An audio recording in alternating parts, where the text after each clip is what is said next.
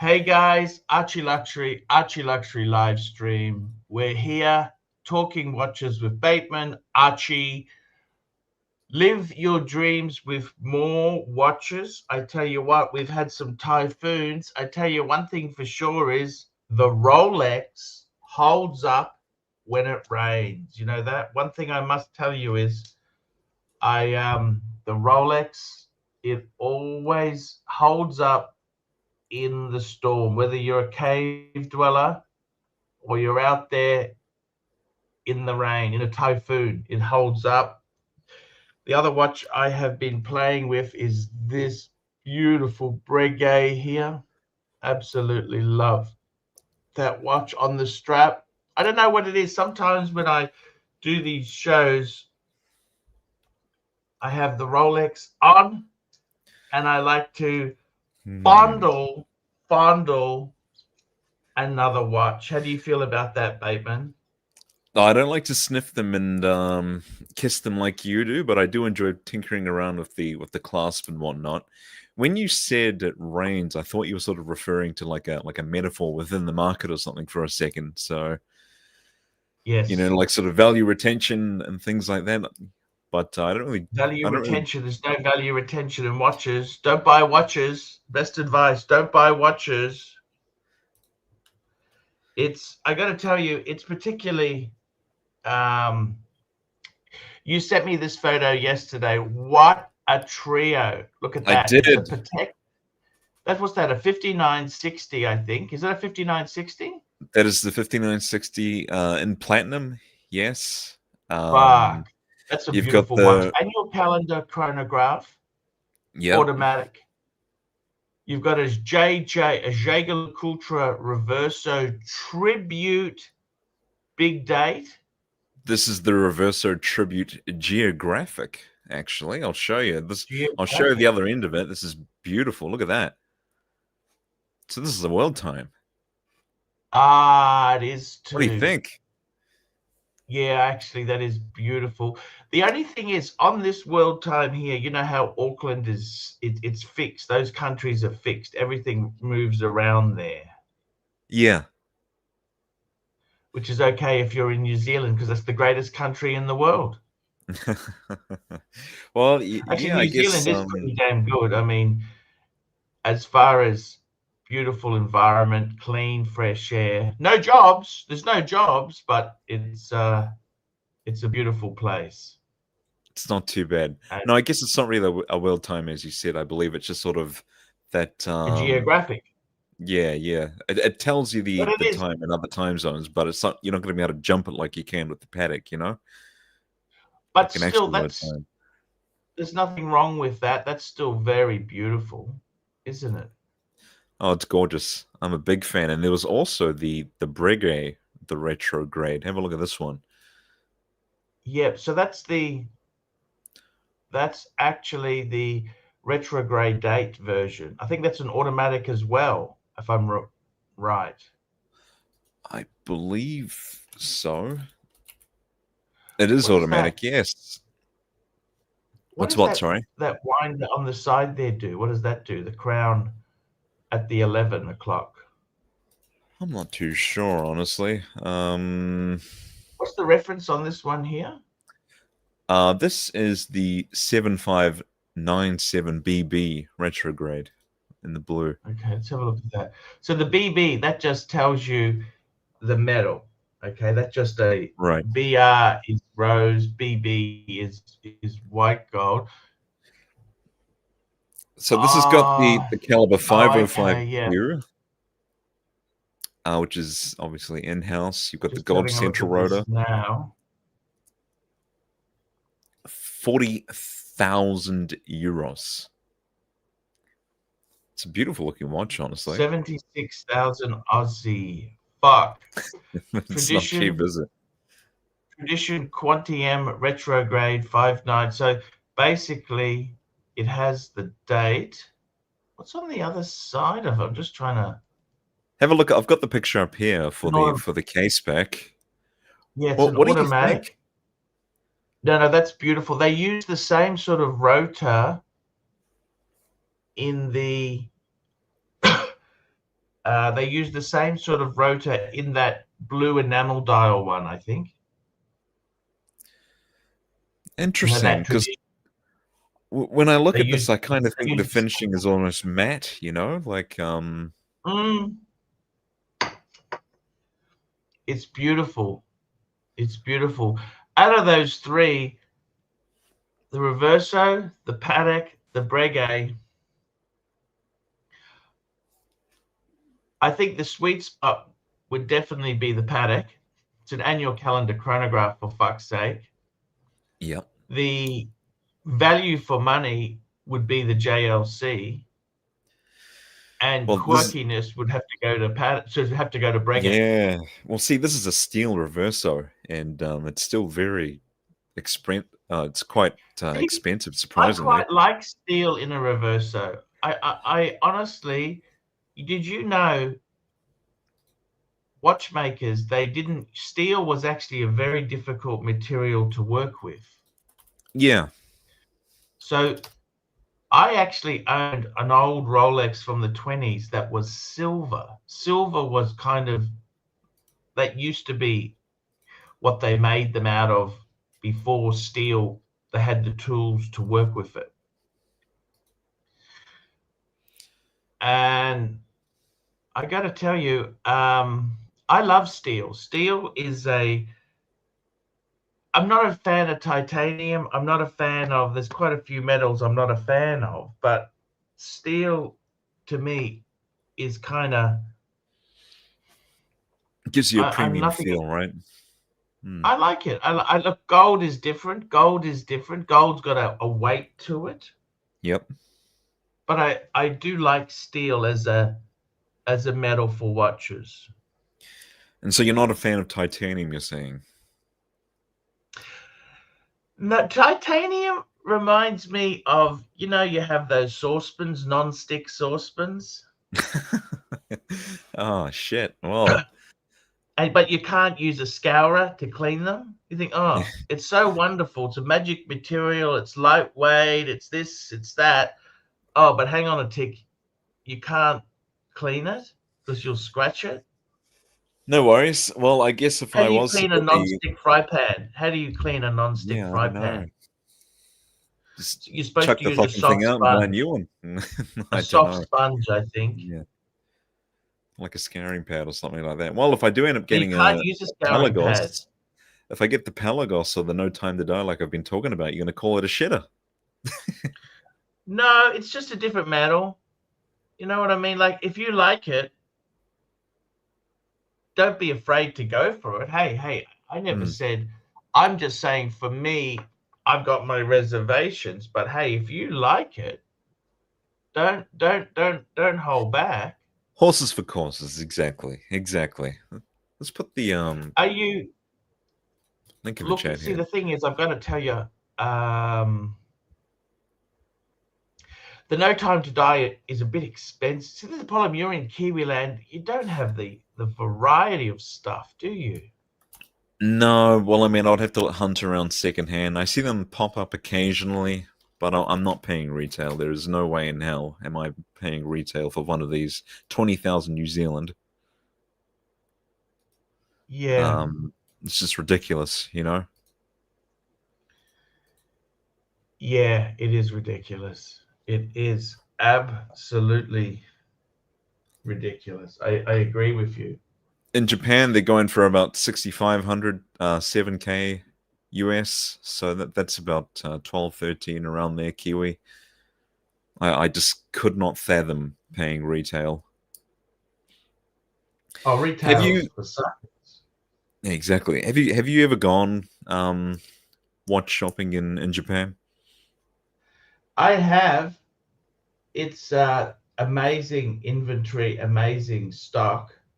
Yep. Um, the problem is they don't negotiate. They're kind of different like that. They don't really negotiate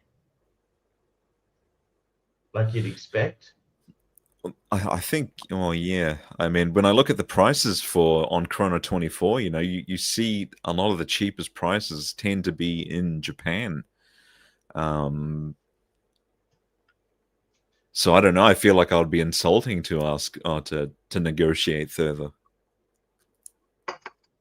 Yeah, yeah. The prices. How does Hong Kong compare? Let's have a look. I'm just going to quickly pull up the No Time to Die here. So far, the cheapest prices right now are in Japan. A couple in the US there. UK. Not really seeing anything here. Oh, let's pull it. Oh, there we go. 8,000. Hong Kong. 8,000 US for one of these. It's not too bad. What's another good watch we It's could not pull up bad that at would all. have a sticky beak at?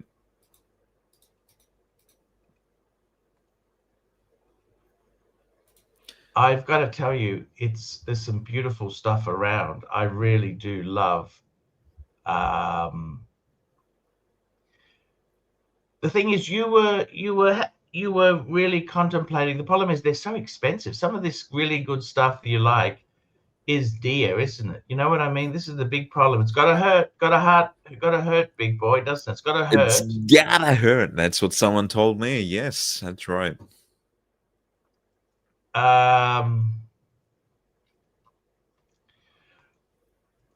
What do you think? Would you go for a Breitling, like a compromise like that? I mean, they're sort of more Oh, affordable. they're affordable, but I wouldn't say it's a compromise. No, I like Breitling. I'm Yep. definitely of the Super Ocean Heritage. I think it's a completely different watch than the No Time to Die, obviously. Yes. Like for me personally, I could justify owning both of them, you know? Okay. Okay. Good point. Very So good point. we can pull up the Super Ocean Heritage too. Actually, I'll pull up I think Have it's you the ever B. thought about sticking to one brand? Or I suppose Rolex is so Nah. dear. That's the no. Yeah, it'll get a bit boring too, wouldn't it? But I Yeah, do I like the think so. idea of the themes. You know, you could have like a collection theme, like we were talking about choosing 5 digits, 6 digits, 4 digits. That's where it gets pretty fucking dear, honestly. Yeah. And as you Yeah. say, it's a minefield, isn't it? You know, you don't want to get burned on like some kind of molested Franken watch or something like that. Exactly. It's very tough, very tough. And I really do like usable stuff. I want to use my stuff. You know, that's the big Yeah, thing. Use it. Fuck, that looks beautiful. this is the 42 mil. I love the Just hands on that. And that's the ceramic bezel. yep. It took me a while to warm to that, but I really like that watch. I mean, what I'm just saying, because they had you know how it's a heritage too. They had the original heritage was an aluminum bezel Yep. because it's supposed to be a vintage watch. You think, well, how can it have ceramic? But I actually like it now. Well, fuck. I mean, I think this would be great in any collection, you know? Yes, I yes, could, I totally agree with you. I 42, 46, and they've also got 44, you know? yep. Oh, they've got a The launch. 42 is pretty big, but that is still a pretty chunky monkey. What I love about it is that it's no crown guards on that there. I love it, and I love the shark mesh. Yep. And so you briefly said that you would think it might be like a compromise compared to the No Time to Die I was looking at. Was that what you were sort of hinting at? Yeah, yeah. Like, is it like a second option? You know, like a second choice. You know, Sloppy seconds. sloppy seconds exactly. But I must tell you, this uses the movement from the Tudor. You know, the Tudor Black Bay. That's right. They've been doing some They did tech a swapping. technology Yeah. swap. The thing Yep. about Breitling is you notice the reference number, it's AB. So that means AB means it's using in-house. If it's an Okay. A with no B, that means it's using generic movements. Okay. Interesting. Yeah, that's their naming convention. So This is actually using, it's not technically their own in-house because it's a Tudor swap, but it's using the Tudor. It's using the Tudor. Fuck that. That box looks amazing. Look at the shit you get with that. I mean, is that crap? That's fucking beautiful. Look at that. I do like the watch roll. I mean, I would never use this stuff. I would sit in a drawer for the most part. But oh, what kind of bracelet system is this? So these are like removable links, or? Oh, we got a super chat in from our good friend Patel Philippe, $2.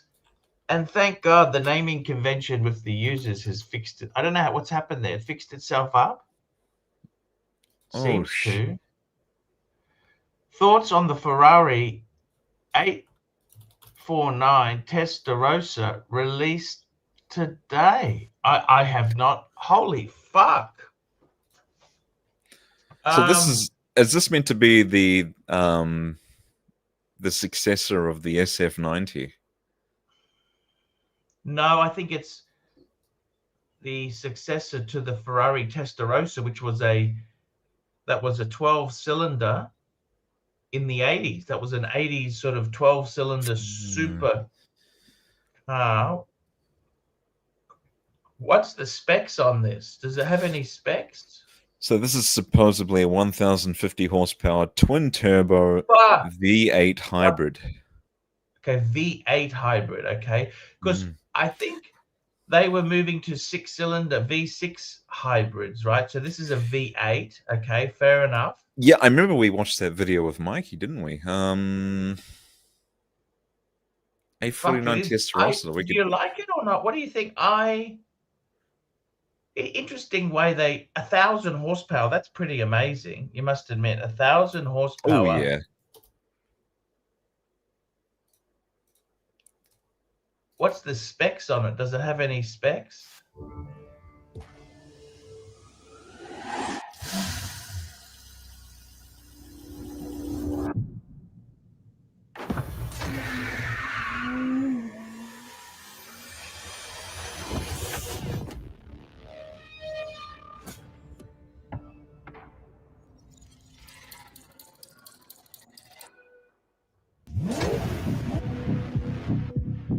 It's beautiful, isn't it?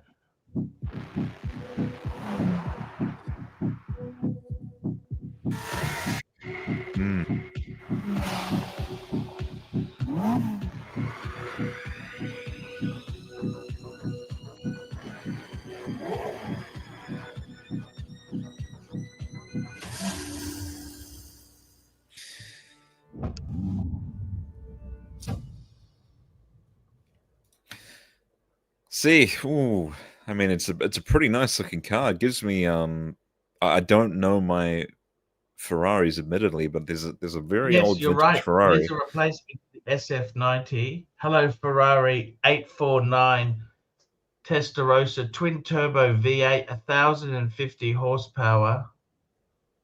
Yeah, amazing shit. That's an amazing car. How could you not? Fuck. That's all I can say. Fuck. I like it. I do like it. I do like it. I'd be keen to hear how it sounds, because you know, when you got these supercars, I love to hear them. It must sound amazing. Yeah. It's got a new engine. It's a 3.9 liter twin turbo V8. Yep. It's producing 1,000 horsepower. But that's with the electric. That's not by itself. Yep. I mean, it's pretty. That all means the combustion engine alone produces 830 horsepower. Wow.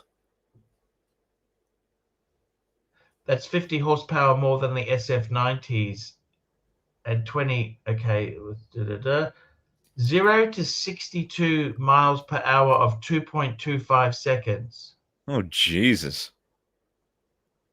That's incredible, isn't it? That's fucking ridiculous, isn't it? It uses a lot of aluminium, 1,500 kilos.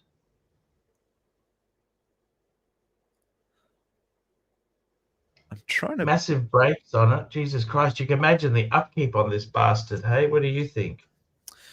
Well, I think for the buyer of this car, I don't think they really care about the upkeep, Archie. Let's be real here. This kind of I reminds got me to of be the honest with you. I think it's 308. gone too plastic. What do you think about the Ferrari, the 308? It kind of reminds me of that a little bit with the sort of double lip thing they've got going on. See, in my day, they had the 348, they had the 355, and then the 360 came out, and that was the beautiful shape, right? The 360, right?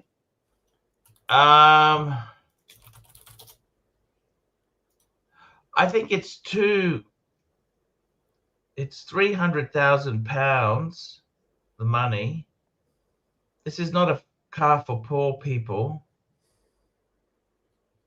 People are complaining it's ugly. I don't know if I'd say it's ugly. Would you say it's ugly? I mean, that front bit is a bit different. It's quite an aggressive look, you know, and you've got this sort of joined headlight look with that sort of black strip across the front there. You can see the sort of grille that would obviously help with the cooling of the car. I don't know. I think I see this kind of design, and it just doesn't really do much for me. Like I could look at a GT3 RS or a GT2 RS for hours. You know, I could never get bored of a car like that. But this, I don't know. It just seems too modern, very aggressive look. We've got another super chat from Tan here. Tan here, $2. Thoughts on Nick's Folks Datejust book announced today? Yeah, he's a great author. He's had some unfettered access. This is the thing. The guy has got unfettered access. I'll just forward it to you, Bateman. I've got an article here. I've got the Hidinki article. I don't know whether I'd really want a book on Datejust. Is that a big thing? I suppose. Well, that was my first Rolex. He did the book on Submariners. He did the book on Submariners, right? Yeah. I suppose Datejust is interesting. It is it's an interesting follow-up, that's for sure. Okay. Well, you know, that's interesting. He's also done the book on doing a GMT book. You reckon? And then an Explorer book. Yeah, definitely. We could do a prediction. he's actually he writes for the Patek magazine. Really, I like his style of writing. He's really good. Would you consider getting another Datejust? That's a good question. See, for me, if I was to get a Datejust, it'd have to be the 41. Okay. The larger size. Yeah. Cutie Danny, the Datejust put Rolex on the map. He's not wrong. He's not wrong there. Nice. Hello, Bear. Say hello to Bear. And we got Patel. Thank you, guys. We got 100 people watching. That's really good there. I'm going to drop the link again. See if we have anyone want to join as well. Feel free to jump on. DSP says that two-tone on the cover is what I always associated Rolex with as a... Yeah. Yep. You must admit, champagne dial. Yep. Two-tone with the Jubilee fluted bezel. That is Rolex Datejust, isn't it? That is classic Rolex. Yep. Limonel, $10. Thoughts on the Rolex Explorer 224270 and perhaps a quick what your watch says about you, Explorer 1. I miss those. I've got to tell you, the 40 mil, to me, I have a lot of trouble personally working out the difference between the 39 and the 40. I think both of them. I can quickly help you discern the two right now. So with this new one, they've given it a very glossy black dial. Which I like. you've got the new 3230 movement, I believe it is. They've actually printed between Swiss made here. There is the crown there. On the previous, on the 39 on my one, there's like it's like a matte black dial, so it's much more of like a rugged tool watch sort of look. You've got I think there's the 31 series movement. I haven't really paid attention to whether or not they've updated the proportions at all, but just looking at this, I think they might have. I could be wrong. This one could just be slightly bigger because I'm more partial to the 39. I think I would almost rather have a 36 personally, but that's the difference really. Just they've gone from what's the difference in the bracelets? Is it a different lug width for the bracelets? Oh, I think it could be. I think it could be. I got to personally. So what does it say about you? I think it says you're an enthusiast. That's what I think. I think if you've got an Explorer 1, you are very much a Rolex. Because somebody who buys a Rolex, they'd normally get a Datejust, right? But an Explorer 1, I actually think is absolutely perfect because it's almost a dress watch, and it's and it's the ultimate sports watch. Because you think about it, it's the base of the Oyster Perpetuals, it's the base of the Datejust, it's all based on this sort of watch, high-grade movement. And that's also what the sports watches are. The sub is simply an Explorer 1 with a bezel. So, thoughts on it? I think it's absolutely beautiful. I personally find it hard to differentiate between the 40, the 39. Look, if you can get the 40, go for it. I actually personally do prefer the gloss dial. Okay, I like a gloss dial, but that's not to say the matte is a dog. I think, what does it say about you? It says you're an enthusiast. You wouldn't say you're a tosser, like people who buy,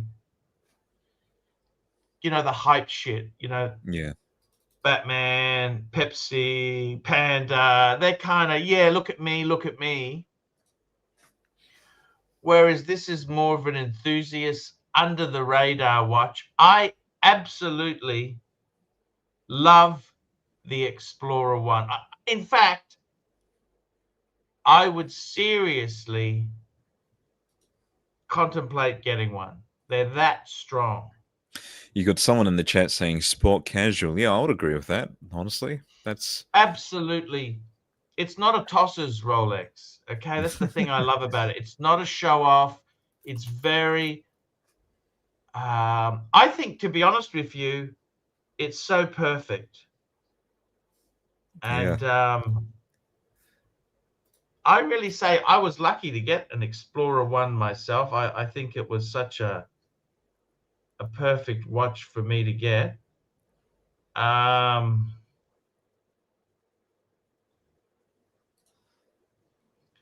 love it. I absolutely love an Explorer 1. I tell you that. We've got another super chat here. Patel Philippe, $2. Tell us the reason to buy the T-Rex hands. So the T-Rex hands, basically, when they first went to the 39 mil size, they used the hands from the 36 mil. And that's why it's called the T-Rex, like a big dinosaur with small hands. I can give you one reason straight off the rip is you've got collectability. Collectability. I mean, also there's less lume. You've got the 369 in white gold because this is the Mark 1 Explorer. Yes. And it wasn't until the Mark 2 that they loomed the 369. So this would be the first, wouldn't it? Because I had the 1016. The 1016 was like the Yep. You know, the funny thing is, let me tell you some statistics, okay? The 1016, Ian Fleming, author of James Bond, he owned a 1016 Yeah. Explorer 1. Also, 1016, it was just painted 369. Absolutely wonderful piece.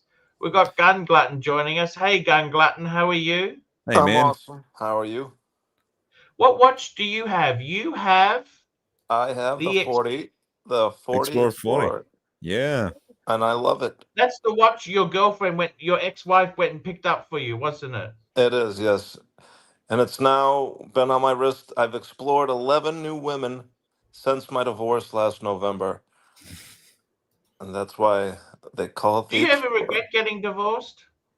No, I wasn't really in love with her. I mean, I blame myself for her having the affair. I didn't treat her the way a husband should have treated his wife, so I could own up to that. It was my fault. But at the end of the day, I wasn't in love with her. She did what she did, and I've never been happier. I'm having the time of my Relationships are life. difficult.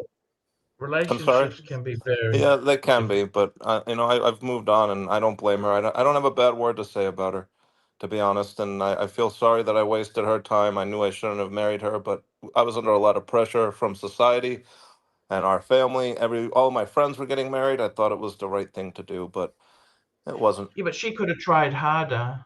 I mean, yeah, she could have handled it in You a had more some mature way, depression but. issues, didn't you? You had some uh, depression issues, Gun Glutton. I did, yeah. After the divorce, I was pretty depressed. And before the divorce, I was depressed. I wasn't sure if I made the right decision selling my house. Actually, Gun Glutton, I must tell you, let me share with you, I had a bout of depression a couple times in my life, serious depression, right? I had depression. I originally had my own business and I had a beautiful Rolex collection. In the late 90s, 1999, I decided the business was shit. I had to get out of it. I was trying to get a job. I was in my late 20s. I had two children, a wife, and mortgage and car, you know, just payments and that. And I really went through career depression because it was so hard to get. That's what my 1016 looked like. Yes. And I got to tell you something. Um, it is a very, I look back on it and think, why was I depressed? I was so young. I had such opportunities, but it's at the time, it always doesn't feel that way. You know what I mean? I do. And I grew up very rich and privileged, and I watched my dad, his company that I should have inherited, I watched it, he had to sell it, and he almost lost he almost lost the house, his boat, and we went from being rich with the private jet and a 60-foot yacht to basically almost losing everything. So that was very hard for me to cope with. When you have What sort everything. of business was he in? What industry He was he owned in? a very large trucking company, Hmm. Oh, and yet, you were saying yeah, yes. And you he didn't had want to like go into it? no, I was supposed to. When I was a child, he groomed me to take over. He had 800 What went trucks at one wrong? point. I'm sorry. What went wrong? What stopped you going that way?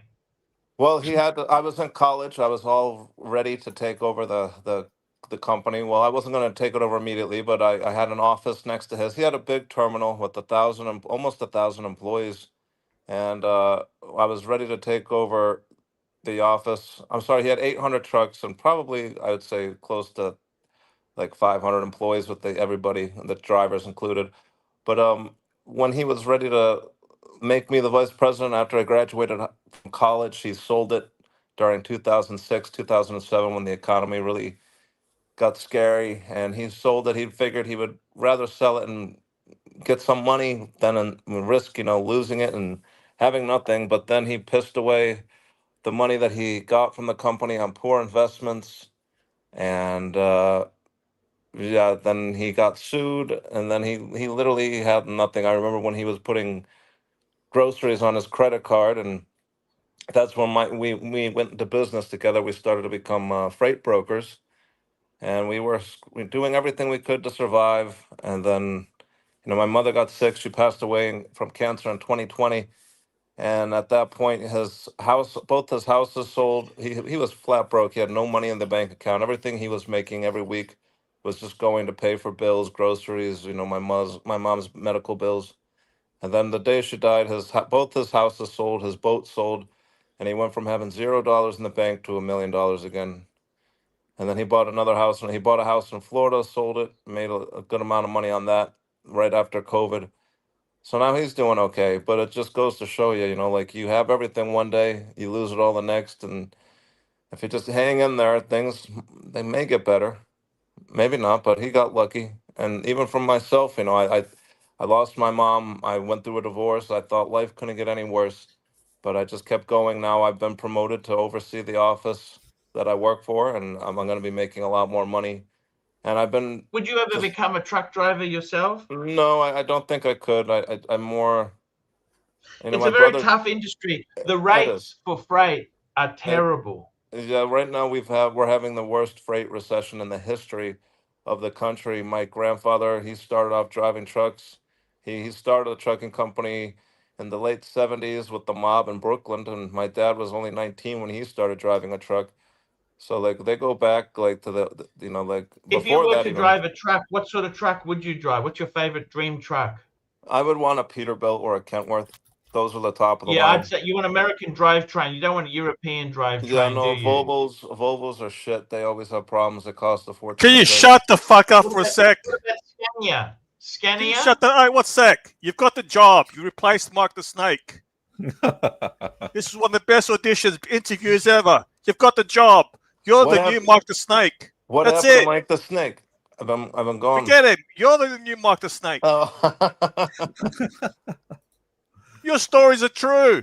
Maybe. I don't care. Who gives a fuck? Yeah, but like I said, Archie, everybody What goes do you mean? through What it. do you mean? Hey, buddy. You're like the straight version of Jakey Poo. Jake the yuppie. They're overcompensating. Get the fuck out of here, gun glutton. I'm Hey, happy that Nark, you're how happy you now. been? Shut the fuck up, Archie, right? Gun glutton. Each time you come on, I fucked 33 women, right? We know you're still miserable. Get the fuck out of here.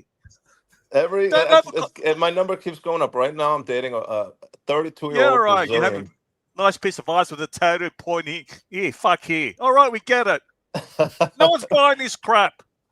That was the whole purpose of my story. At the end of the day, right now, What do you mean I end of the day? feel What does I that feel as mean? You if mocking I've won the JB? lottery. What do you mean end of the day? At the end of You this is mocking all I've ever wanted. JB? I've had money. I've had a privileged lifestyle. I don't give a shit about any of that. All I care about is living for each day and being with all these different women. I literally feel like this No, is you better, don't. and I don't I'm need not money for this. This is all on my own Gun, I'm merit. not buying it. What's the I'm best not car your buying it. dad ever had? Gun glutton? Archie, He go and sniff always a box and say, hey, I haven't finished yet. Go and sniff something.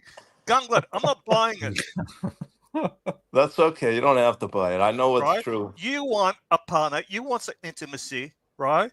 You want Yeah. to snuggle up like Archie and Dave do. You're jealous of that. Who's Dave? What do you mean? You're going after Dave, Big Titty Dave now? I don't Retract know who it. Dave is. Okay, He's Nark. weaponizing me. He brought up Dave. I'm not Big sure who Titty Dave is. Dave. Jesus. Gun glutton, right? Yeah. Cut this crap out. Fucking different women every day. No one's buying this crap. Take a good look at yourself. We got a super chat. Self-respect. I got to catch up on the super chats. Patel Philippe, $2. Glutton, what watch gets women with tattooed assholes? It's the Explorer 1. The Explorer 1. Damn. Yeah, I'm just It's one more away your from swagger, 12. don't you think, I Gun figure Glutton? I figure once I get to 12 for this year, I'll calm down a bit. But 12 what? 12 watches? no, 12 women 12 for the women? year. I'm Heard on you my six- 11th. We got another super chat. Let's have a look here. We got another great super chat. Thank you so much here. Esoteric. That's a Pantera on fire. $2. Did Gun Glutton burn a Pantera? Look at the picture. Did your dad ever have vets? Gun Glutton? No, he always had a expedition. He's always driven a expedition, but then he had a Porsche for a little bit. He's always had like a Mercedes. At one time, he had a Volkswagen Phaeton. He The wanted to be a little V12? different. No, he should have went with the V12. He had the V8, but it was interesting. It was a cool He had a car. plane too. He had a private plane. He did. And when I Did he was ever crash it? Did he ever crash it? my grandfather had one, what do they call him, like a single propeller plane that he crashed into like the treetops, and he You survived. doing Oh, a no. sticky? Shut the fuck! Are you doing a sticky? Are you trolling Mark the Snake? You No, can't I'm make this dead shit up. serious. And then when I was in high school, he bought me an Escalade, the Tony Soprano looking Escalade, but mine was black, and I had Did custom you ever work 24 at inch an wheels. adult bookstore? Wait. Nark, you're aware that Mike was also a big gun nut, right? Hey, Fluffer Boy, I'm not talking to you, right? Hey, I'm just asking you. I'm asking you you. pull up the pictures, Fluffer Boy, right? I'm talking to Okay, Gunblood no. and you, right? Sniff, Okay, we're inhale getting those back to fumes. Inhale the fumes. Right? Inhale the We're fumes. Gunblood No. and you. Then you Mark the Snake. Have the mattress fumes. All my stories are true. Hey, Gunblood, I love you, buddy. Yeah. I love it too, okay, Nark. And you know what the thank funny thing is? What I found amusing when you Thanks, told Nark. when you told a story that your father blew his fortune, I could tell Archie was taking great joy in that. I don't take any joy in somebody blowing. Yes, their you were. fortune, no. Why? Yes, you were. You'd enjoy other people's You misery. It control makes the you feel narrative, good. Nark. Get the fuck out of here. You're not never happy when other people are successful. I saw your face. Yeah, I'm out of here. Well, hey, welcome. Okay. See you Welcome later, back, Nark. Nark. Yeah. Welcome back. He can be nasty, that guy. You know. Gun He's a glutton. good Tell me troll. this, gun glutton. Your dad now? He's still alive? He is. He's 74. That's, oh my God. So he just got a mail order bride from the Ukraine, but she's Russian, so that doesn't really make a whole lot of sense. And she just arrived on Saturday, and we're all like trying to wrap our head around that. And I don't know Oh, does he have much what he money? Your thinks. dad? He owns his own condo. He has a log cabin. He sold the house that I grew up in to my sister and her husband. Her husband makes a lot of money, so he bought it to keep my sister happy after my mom died. And it's nice when I go home to visit. You know, it's like going back to my actual home. But he bought a house, like a little cute log cabin, probably 20 minutes away. But yeah, he lives alone, and he's been. I guess my mom and dad were married 40 years, so he's trying to figure out what the hell he wants to do. But I mean, he's So how old is 74. this lady from Ukraine? I think she's like 55 or 60, and it's throwing up a lot of red flags. She doesn't even speak English. He brought her over to meet my sister today. My sister was weirded out by it, and I had to tell him. I was like, Dad, this is weird. And he got all pissed off at me. He's like, what do you mean it's weird? I'm just like, it's weird. You know, you don't know this lady. We don't know her, and you're acting like you're going around bragging like you got this lady based off your looks and your charm. And I don't understand like how the Jesus. legality either of a fucking mail order bride. I don't think he married her yet. Hopefully not, but he's she's here living with them. So we're just like at first we thought it was funny, and my sister was even saying she thought it was funny and a joke until the lady was in her kitchen looking her in the eyes. And then she's like, I have to go. And so Yeah. they're going to get married. Would she sign a prenup? I would hope so. Yeah, and Hmm. also I would I have no idea what this like. I mean, that's what I'm trying to ask my dad. Like, what you think once this lady gets her green card or her citizenship, if she's going to stick around? Like, do you think she loves you? Like, once she has that, she's not obligated to you. She could do what she wants. So I have no clue Mm. what the hell he's doing. But he's out of his mind. 74. He needs to just chill. Mm. He doesn't even Yeah. have a prostate. He can't have sex. So I don't understand what the fuck he's doing. Fuck. I think we make some ridiculous decisions when we get older. Well, maybe not so much ridiculous, but some left of field ones, you know. Yeah, he's dated a lot of nice older women, but I don't know. He feels like they're too old. But he's fat and old himself, and he's bald. So I don't know what the hell he thinks he's doing. Daniel Quack, $5. Archie, you got John Benjamin on the show. I love John Benjamin has a van and the Arby's commercials. Didn't you know he liked PPs? Is he touring? Pew Who's pews. John Pew pews. Benjamin? Pew pews, guns. Oh, okay. Let me ask you something, Gun Glutton. You've had money. You've lost that. Your parents have had money, then they've lost money. What's the best thing money does buy? Is Obviously the it stuff? material. Is it Yeah, the respect? What is stuff. it? You know, I love when growing up. Like I said, I had the Escalade, which was awesome, and then after that, I had a Q7. I had like a Mercedes E500, a Cadillac DTS. So all that shit was awesome and nice. And at the same time, though, like if I wish I could have inherited the business, honestly, and I would have been driving around in a brand new S class right now. But I guess at the end of the day, I kind of am proud of the person I've become. I've had to go out and make it on my own, and I don't know what my life. I mean, my life I would have a lot more money if my dad didn't have to sell the company. But I'm very happy right now. I'm more happy than I've ever been in my entire life, and it's all because of myself. I The don't Archie have Luxury channel.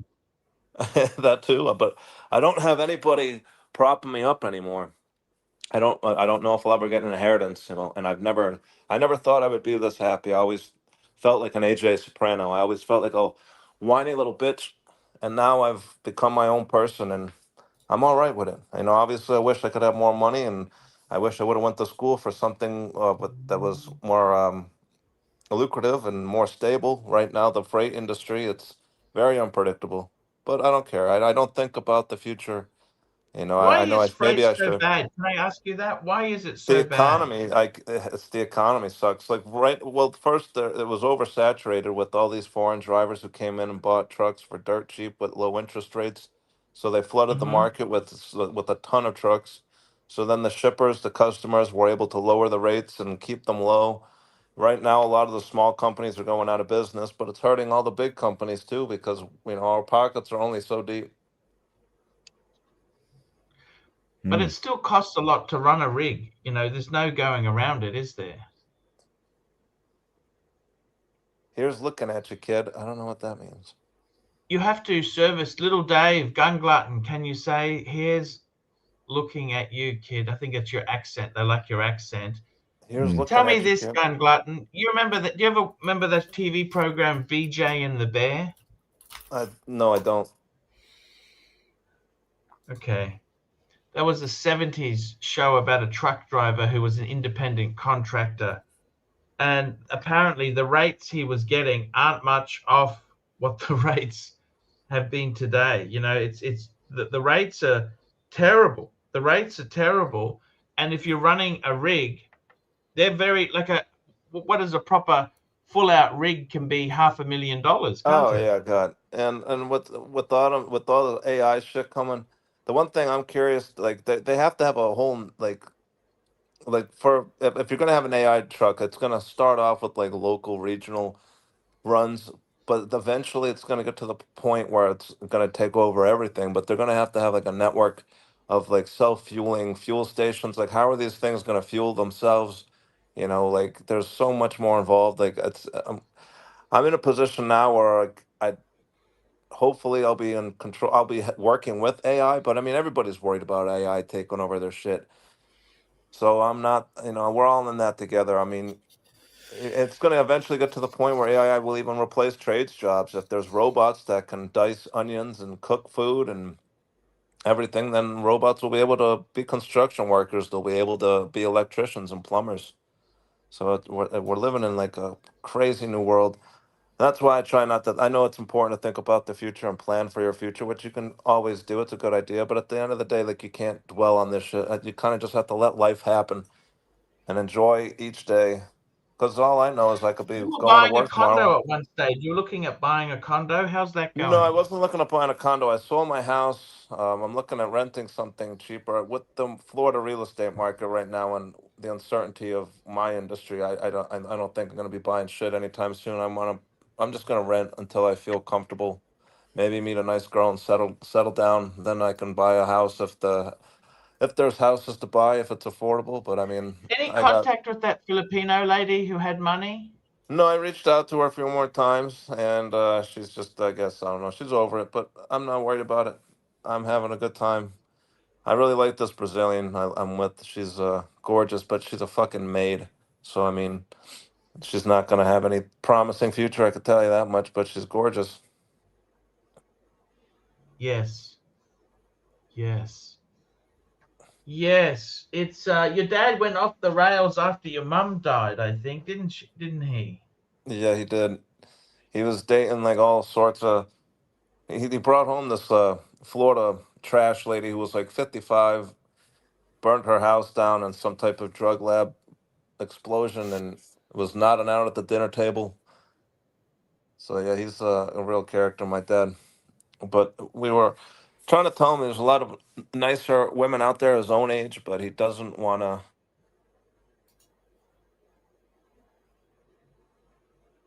Better. Doesn't want to listen.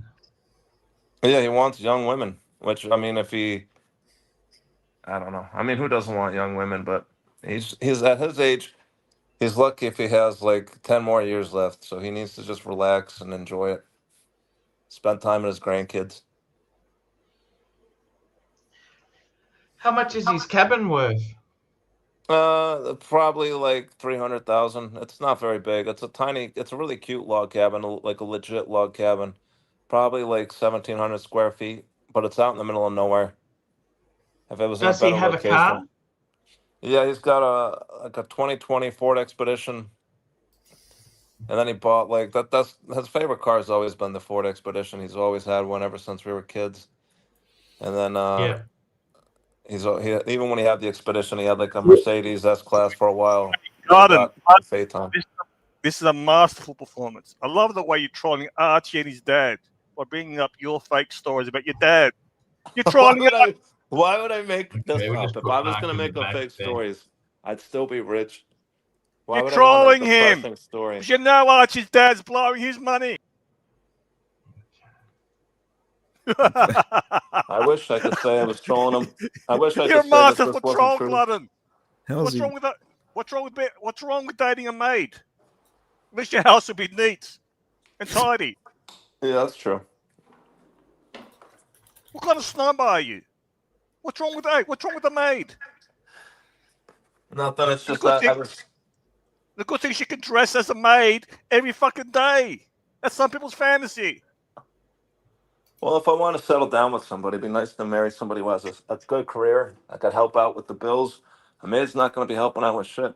Yeah, but your house is clean. That's true. Actually, You're a fucking snob, glutton. Seriously. I'm not a snob. It's just I'm at that point. I'm trying to figure out, do I be like, I don't know. Do I go with somebody who has a career, or do I No, go you with don't. No, you a don't. beautiful younger woman and not give a shit what she does? Buddy, how old are you? I'm gonna be 38 on the 15th. You want a woman with a career. You want kids? Do you want kids? Kind of. I'm not sure. Now, this is the problem when you have a woman with a career. Just say you have a woman with a career who's earning 150 grand, right? When she has a baby, when she's knocked up, if she's at home, you're going to have to still keep up that standard of living. Exactly, yeah. And then there's right? Otherwise, then there's You're daycare costs and all that bullshit. Yes. So a maid is probably not a bad thing. Knock her up, spit out 2 or 3 kids, and you're happy. Means perfect. Yeah. This is the problem with career women. When you have the kid and there's a big drop in standard quality of living, money, that wants you to pick up the slack. That's true. And I mean, she comes from a very, she's an immigrant, so she probably doesn't. She's probably grateful. Yeah, she's grateful. That's what I'm thinking. I mean, if I go with somebody who's like got their shit together, I don't know, they might expect more. Buddy, you're a bit of a nut job, which I love. I find endearing. Right? You got to know your self-worth. A maid, I think it's a good option. That's what I'm trying to get. No, you got to understand. Look at these watch guys. They're all married to Asian women. Because the Western women don't put up with that crap. Yeah. That's true. Do you understand? A maid is a good option. Yeah, that's a good option. You're right.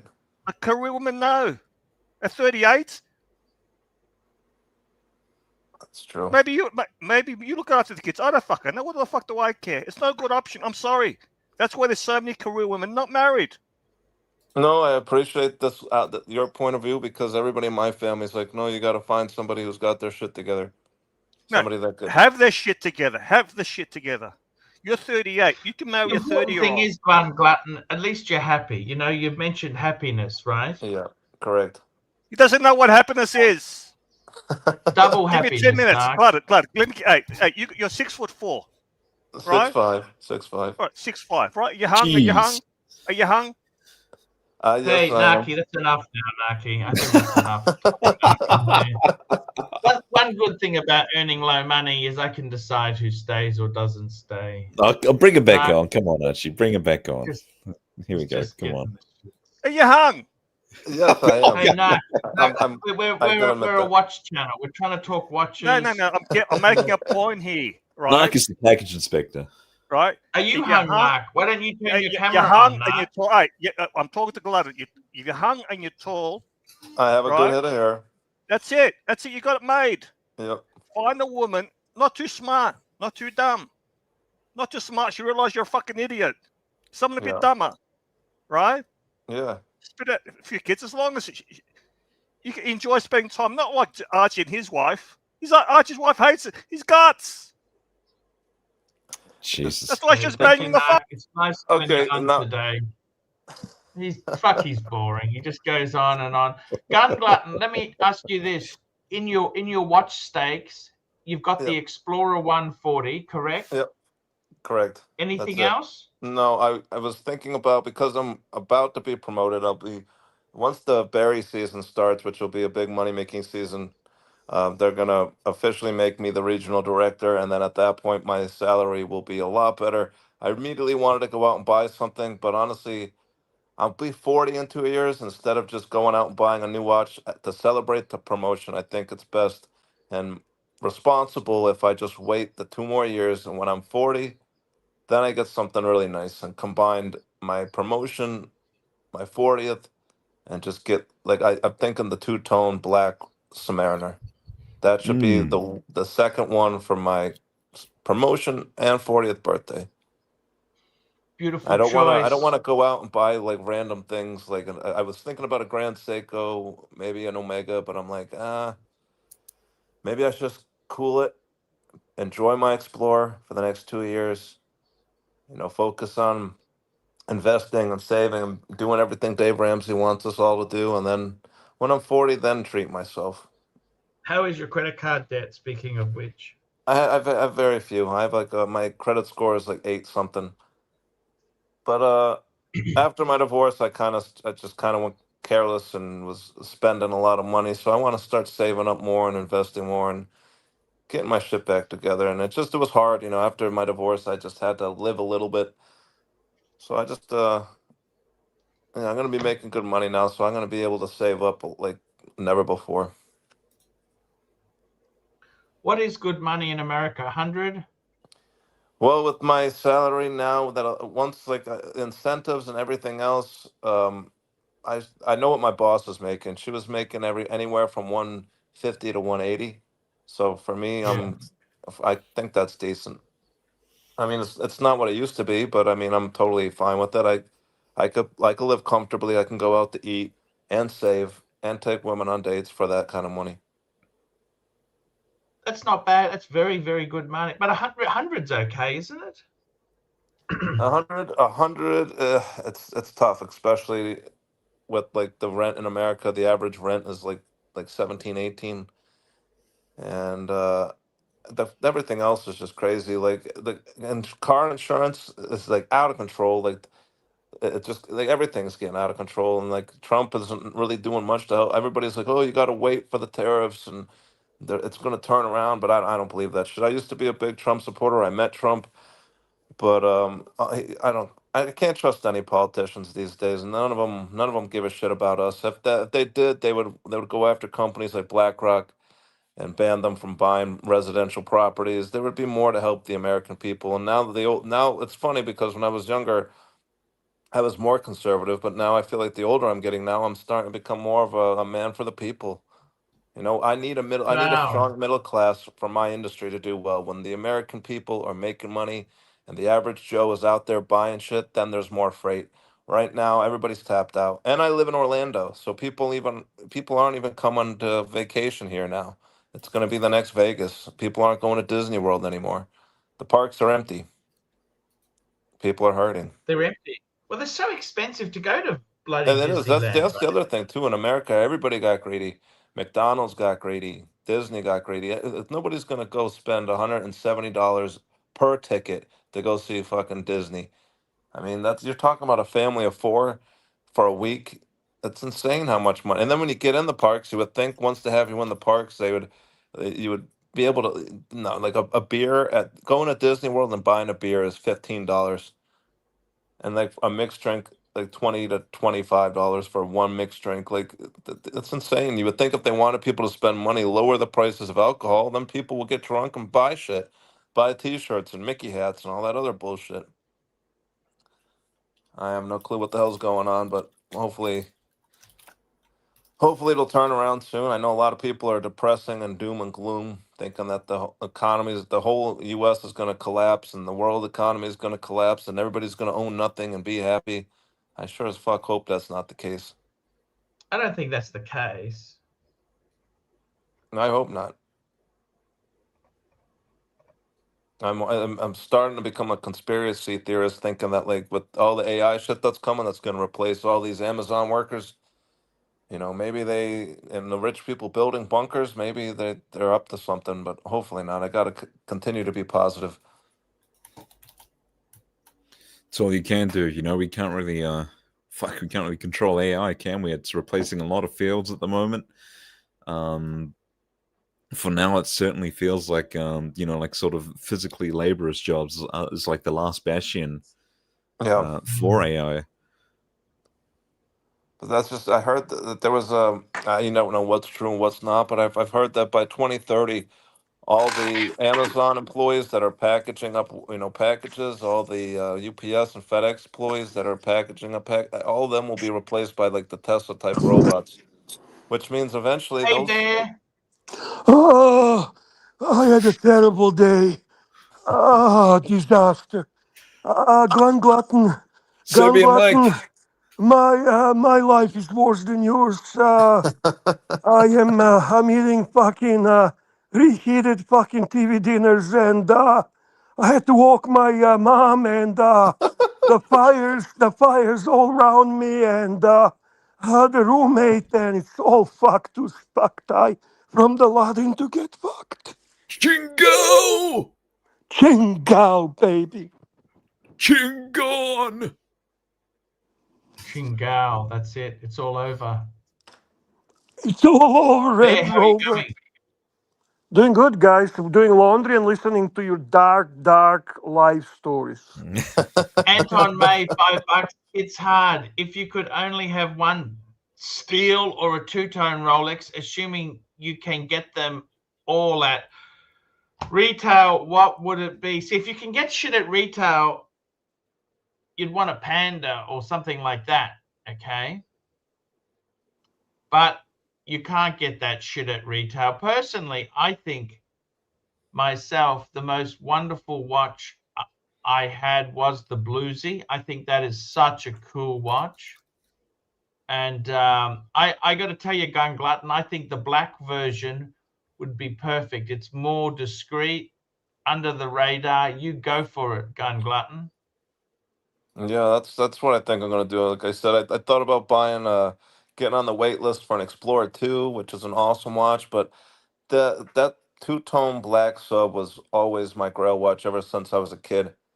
And I just love black and gold, and then the two-tone, it's awesome. So that's definitely it. So you've got the Explorer 1 and you were also looking at getting the Explorer 2, right? Yeah, because I from figured I Polar? could go with I got my Explorer 1 at Yin and the yang, AD. yin and yang, yin and yang. Yeah, exactly. So I That's it, figured I that's it, could that's easily it. go to the AD and ask for that, but I don't. It's a sweet watch, but I really want to go for the two-tone sub, and then I have like a totally, I have something more flashy that I could wear with like my Versace robe and sandals. It'll match, And then I have the Explorer that I can wear to the office and won't upset people. They won't realize what I'm wearing. My coworkers won't be jealous. So I don't need that much. I don't want to get back into. I used to collect guns, and I was never never content. You were gun glutton. God. Yeah, I was gun glutton, but I don't want to. I don't want to. I know it's like a finding balance. I feel like the Explorer and the two-tone sub. That's pretty much perfect. One day, if the AI doesn't take over and I have enough money, then a day date. But I could live and be happy with just the Explorer and a two-tone sub. I'd be very happy. Two-piece combo meal deal. Yeah. Also, speaking Amazing of guns, stuff. I know that Mike loved his guns. Yeah, man. Maybe he really is Mike the Snake. Well, We when get another super I chat. used to when I used to have my family's property and I could shoot them off the back porch, it was a lot more enjoyable. Now that I have to go to an indoor shooting range, I don't know what kind of lunatics are standing next to me and if they're practicing proper gun safety. It's not as fun. So I'm no longer collecting guns. Fair enough. Fair enough. Just one comment in regards. Sorry. Gunny, are you excited about the S4 Bob Laser documentary release? Bob Lazar, I believe he's that UFO guy. Yeah, and I'm also excited to see what the hell that Atlas whatever thing is. They say by November, December, I think we're gonna know for sure what it is. I don't think it's a Wasn't Trump UFO going to though. release the documentaries on the knowledge on the UFOs? What happened to that? Yeah, I don't. It's probably. I don't know if at this point the government could come out tomorrow and say UFOs are 100% real, and I'm not going to believe it. I'll believe bullshit. But then some crazy guy with hair sticking up comes out and says UFOs are real. I'll be like, yeah, maybe they are. But as soon as the Is that government the announces they're guy real, I'm like, nope. that Mike Lazar? Is that the guy with the hair you're talking about? No. Bob Lazar is like he's like a guy I believe who worked in Area 51, Uh-huh. who worked on like this reverse engineering project. And the guy with the hair is on that Ancient Alien show. But like, I'm much more inclined to believe a lunatic than I am our own government. Right. One thing I wanted to comment these days, wearing Rolex is really by public primarily perceived as wearing a fake watch. Yeah, it's Ninety very. percent of the 90% of the people will think when they see someone wearing Rolex that it's not real, and for the right reasons, because the number of replicas in North America exceeds the actual number of real Rolex watches. And that's funny because when I see Rolex in public, I always assume that they are real. Which I mean, what if like 50% of them are actually fake, and here I am being like, oh damn, that More guy's than got a nice Rolex. 50%. More than 50%. Yeah. It's actually a good thing if you think about it, right? Like if Yeah, I if mean they it's have that not. sort of stigma, that Yeah. means that maybe thieves will look at them and think, oh, it's probably a fake. I'm not going to touch it, you know? Well, they'll still. I mean, I would not say take the chances and all that kind of stuff, but it's just a reality of today's world. Mm. Yeah. Then again, I think people have actually had they've actually almost been killed for their watches, you know, fake Yeah. regardless if they're fake or Imagine not. almost being killed for a Exactly. fake. Yeah. What an I asshole Oof, you know. feel like. oof. That would be Jeez. just bad way to go, man. Yeah. Very bad way to go. But in Florida, you see like so many like every time I go out, it's like a Rolex after Rolex after Rolex, which it's hard for me to get away from the brand because of how good they are with marketing. But I think about it. If I was to switch brands, like I like Omega, but then I don't like Omega, and there's like I don't know, I just can't find a brand like I grew up with Rolex being the best, so for that reason, it's Ooh. hard for me to want If you're anything gonna else. have just one or two watches, then I would never recommend Omega. Yeah, You got a few that's comments in here endorsing the replicas. Just real quickly, you got someone saying, "Why pay 35,000 more for a watch with genuine insides when you can get one that looks 100% the same if you can pocket 34,000 and do anything you want with it?" Well, I mean, Well, hang on, let's back the truck up. For starters, these 35,000, we're talking, this is US dollars, solid gold. So the fake ones, they're not made out of Yeah. solid gold. Okay, let's just clarify that. Not to mention, Then if you you're look at spending, you don't know where your money's going when you're buying these things. You could be funding trafficking, drugs, all sorts. Oh yeah, got 100%. I just personally I couldn't bring myself because I don't like to lie. So wearing a Mm. fake watch, I'd be lying to like I just it's crazy to me like to go around faking it like that.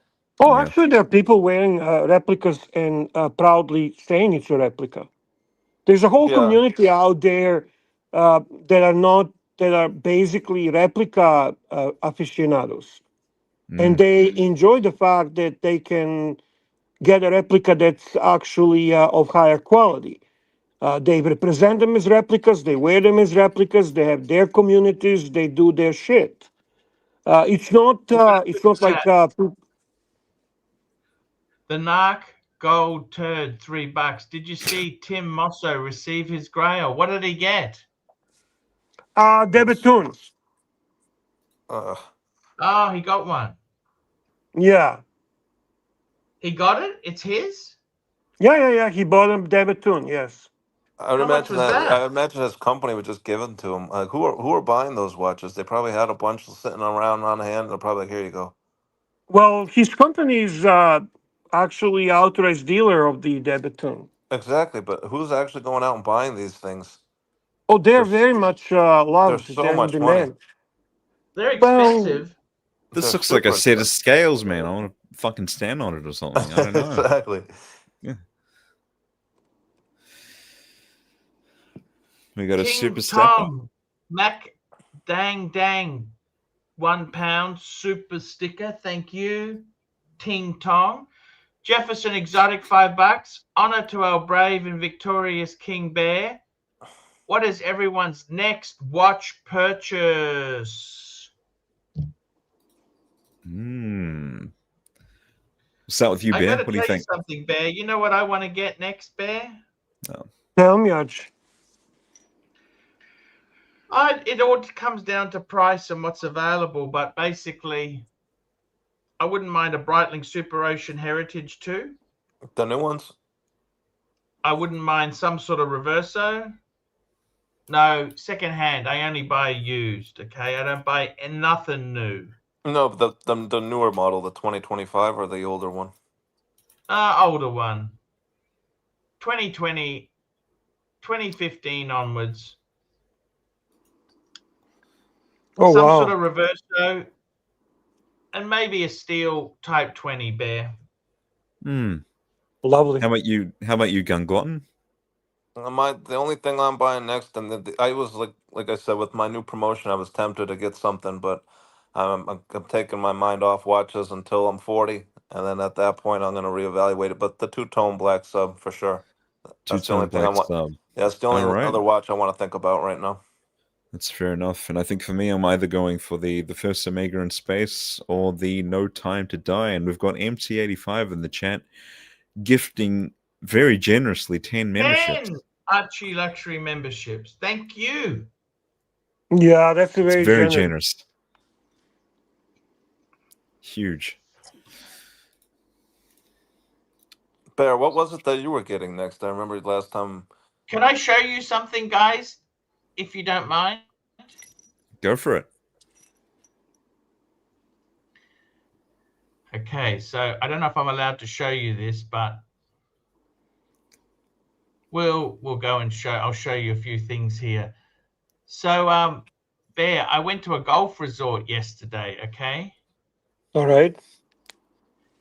and one of the interesting things is they have people who've bought these apartments, and then they just don't turn up for a long time. Look at this.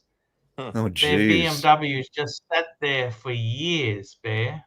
It's a bit like the Middle East. You know, the Middle East has these cars abandoned. Yep. Mhm. So this is what they. Oops, wrong way. This is what they look like. These are snails in China, Bear. Look at these, Bear. You ever seen snails like this? Yes, I did, Arch. I see those type of snails. They're huge. There's Archie. So I went to Dongguan Forest Park. There I am in my athletic gear, Bear. This is quite beautiful park. Have a look here. It was a little bit rainy. Looks Now, nice. this is right next to a golf. This was a huge golf resort, and the guy did really well. He built one. He made a lot of money, and then he built this one, and I think he lost all that money. Bit of a gun glutton story. So you see these duplexes. These are like mansions, but they're abandoned. Look at this. They've got the windows open so they don't go moldy. They're just abandoned, Bear. Oh, really? And I actually said how much. I'll show you one that I had my eye on, Bear. So see, it's actually quite beautiful. Look at this. It's quite beautiful. It's in the hillside. This is the one I fell in love with. 88, Bear, lucky number. Mm-hmm. So if you look at this here, the windows are open. They're kind of abandoned. And you would think that normally in the Western world, if you built something like this and it wasn't selling, free enterprise drops the price until you find a buyer. Correct, Bear? Correct. They fucking, you wouldn't believe this. They want 8 million RMD, that's the Chinese currency, which is fucking 1.1 million US dollars for this. And I mean, if it's not selling, don't you drop the price? Like that would probably be worth, it'd probably sell 500,000 US. You know what I mean? Yeah. But it's so silly, they won't take less money, so they just let it rot. And this was the golf resort. This also completely empty when I was there, Bear. Very, very empty. But absolutely beautiful grounds. There I had a buffet here, Bear. I had some chicken and some rice and some duck and some meat there. This is the buffet. Not many people here, I'm afraid, Bear. Empty. Look at this. It's quite nice. It's members exclusive restaurant. It's beautiful there. There you go, Bear. How is that? So it's an absolutely beautiful golf. Look at this place, Bear. This is huge. That would cost a fortune to build, don't you think? Marble inlaid floors. Wooden. Absolutely. Looks amazing. I mean, this is not cheap shit, is it? What do you think? No. That's amazing. Absolutely. We've got a super chat. Here we go. We got a super chat. Let's get the super chat on the screen. Narc Gold Turd, $3. Ken Bateman update green room spreadsheet. Someone fill me in. What is green room spreadsheet? Well, he had basically, I think he's talking about, I'm not sure, but green room would kind of keep which tribe each person belongs to. I'm assuming he might be talking about that. So, like, where is your loyalty? Where is your allegiance assigned to? Maybe that's what he's talking about, but I don't know how. I don't know how you would have access to that. No. The alliance spreadsheets. Yeah. Okay, there you go. Well, frankly, to be very honest with you, the whole thing is dead now. I mean, let's see. Fuck, there is no even, like, who gives a fuck, really? Do you really give a fuck? Do you? No. No. Green room couldn't keep up now. It changes hourly. It's tiring. It's actually tiring. It's actually fucking tiring. It's very tiring. Fuck me dead. Yeah. Those are some great photos, Archie. Looks like you're having a good time. It's kind of, they won't take less. I don't understand this shit. Like normally in free enterprise, if it doesn't sell, you drop your price. You know what I mean? But they're too stubborn to do that. So 8 million Chinese yuan, that's 1.7 million Australian. That's fucking ridiculous. That's a lot of money, yeah. I mean, it's beautiful, but you're in the middle of fucking nowhere. I mean, it looks like you kind of just crammed in there as well. I mean, they're like a duplex sort of system going on. Oh no, they're beautiful. It's on a golf course. It's fucking gorgeous. But what happens if they stop putting the money into the gardening? It just becomes you're in the middle of the jungle.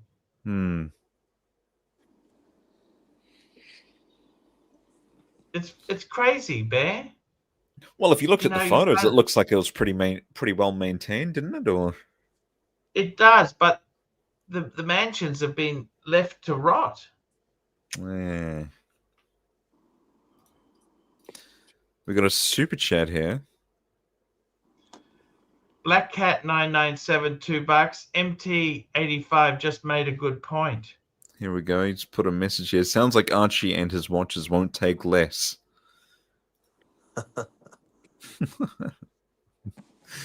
Good point. Thank you, Black Cat.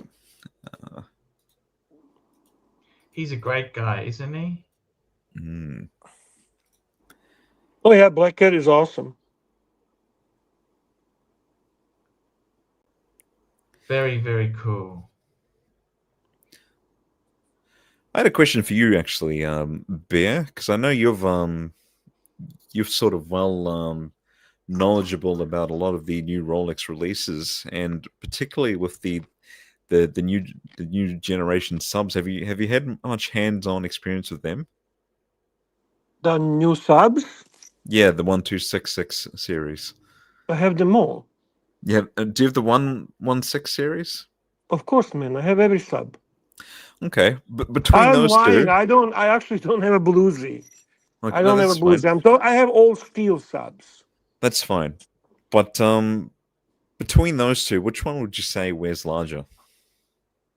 They were same, but the problem I find with the new version of the subs is the clasp is too long. You can't tell the difference in the actual watch in a case. It looks identical to previous 40mm version, but the clasp, for some reason, they made it too big, too long. They've increased the width, yeah, and length. If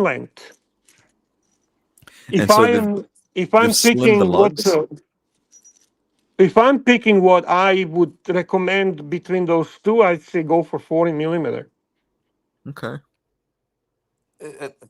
I used to have the 41 two-tone Datejust, and I honestly think that the 41, I don't like that size with the Datejust. Like 36. The size of the watch is the same. It's whoever tells you that's different. Just like talking the difference in the size between Explorer 40mm and 39mm, you cannot tell the difference in the size. I honestly, I think they should make the Datejust like a 39, or maybe bump it down to a 40. The 41, I don't know. The stick dials, the fluted bezel, it seems like too big, and then the stick dials don't. The 41mm Datejust wears pretty much like a 39 or 40. It doesn't wear big. To me, I just feel like a smaller size. Because I loved my two-tone 41, but there was just something about it that looked off. I can't explain it. So I guess if they wear the same. Narc Gold turned $3. Did Miss Lai hold your one wood on the golf course? I didn't actually. It's actually expensive for a round of golf there. It's about $200. Do you play golf, Archie? Yeah, I've played golf in the past. I haven't played it for ages, but I actually found some golf clubs on Curbside Collection, Bear. Huh. Okay. Yes. My handicap is the golf course, Bear. Do you play golf? So I'm going to tell you honestly, the sweet spot, 40mm, no date. Beautiful watch. Okay. Yeah, I agree, Bear. You know what? That is such a good choice.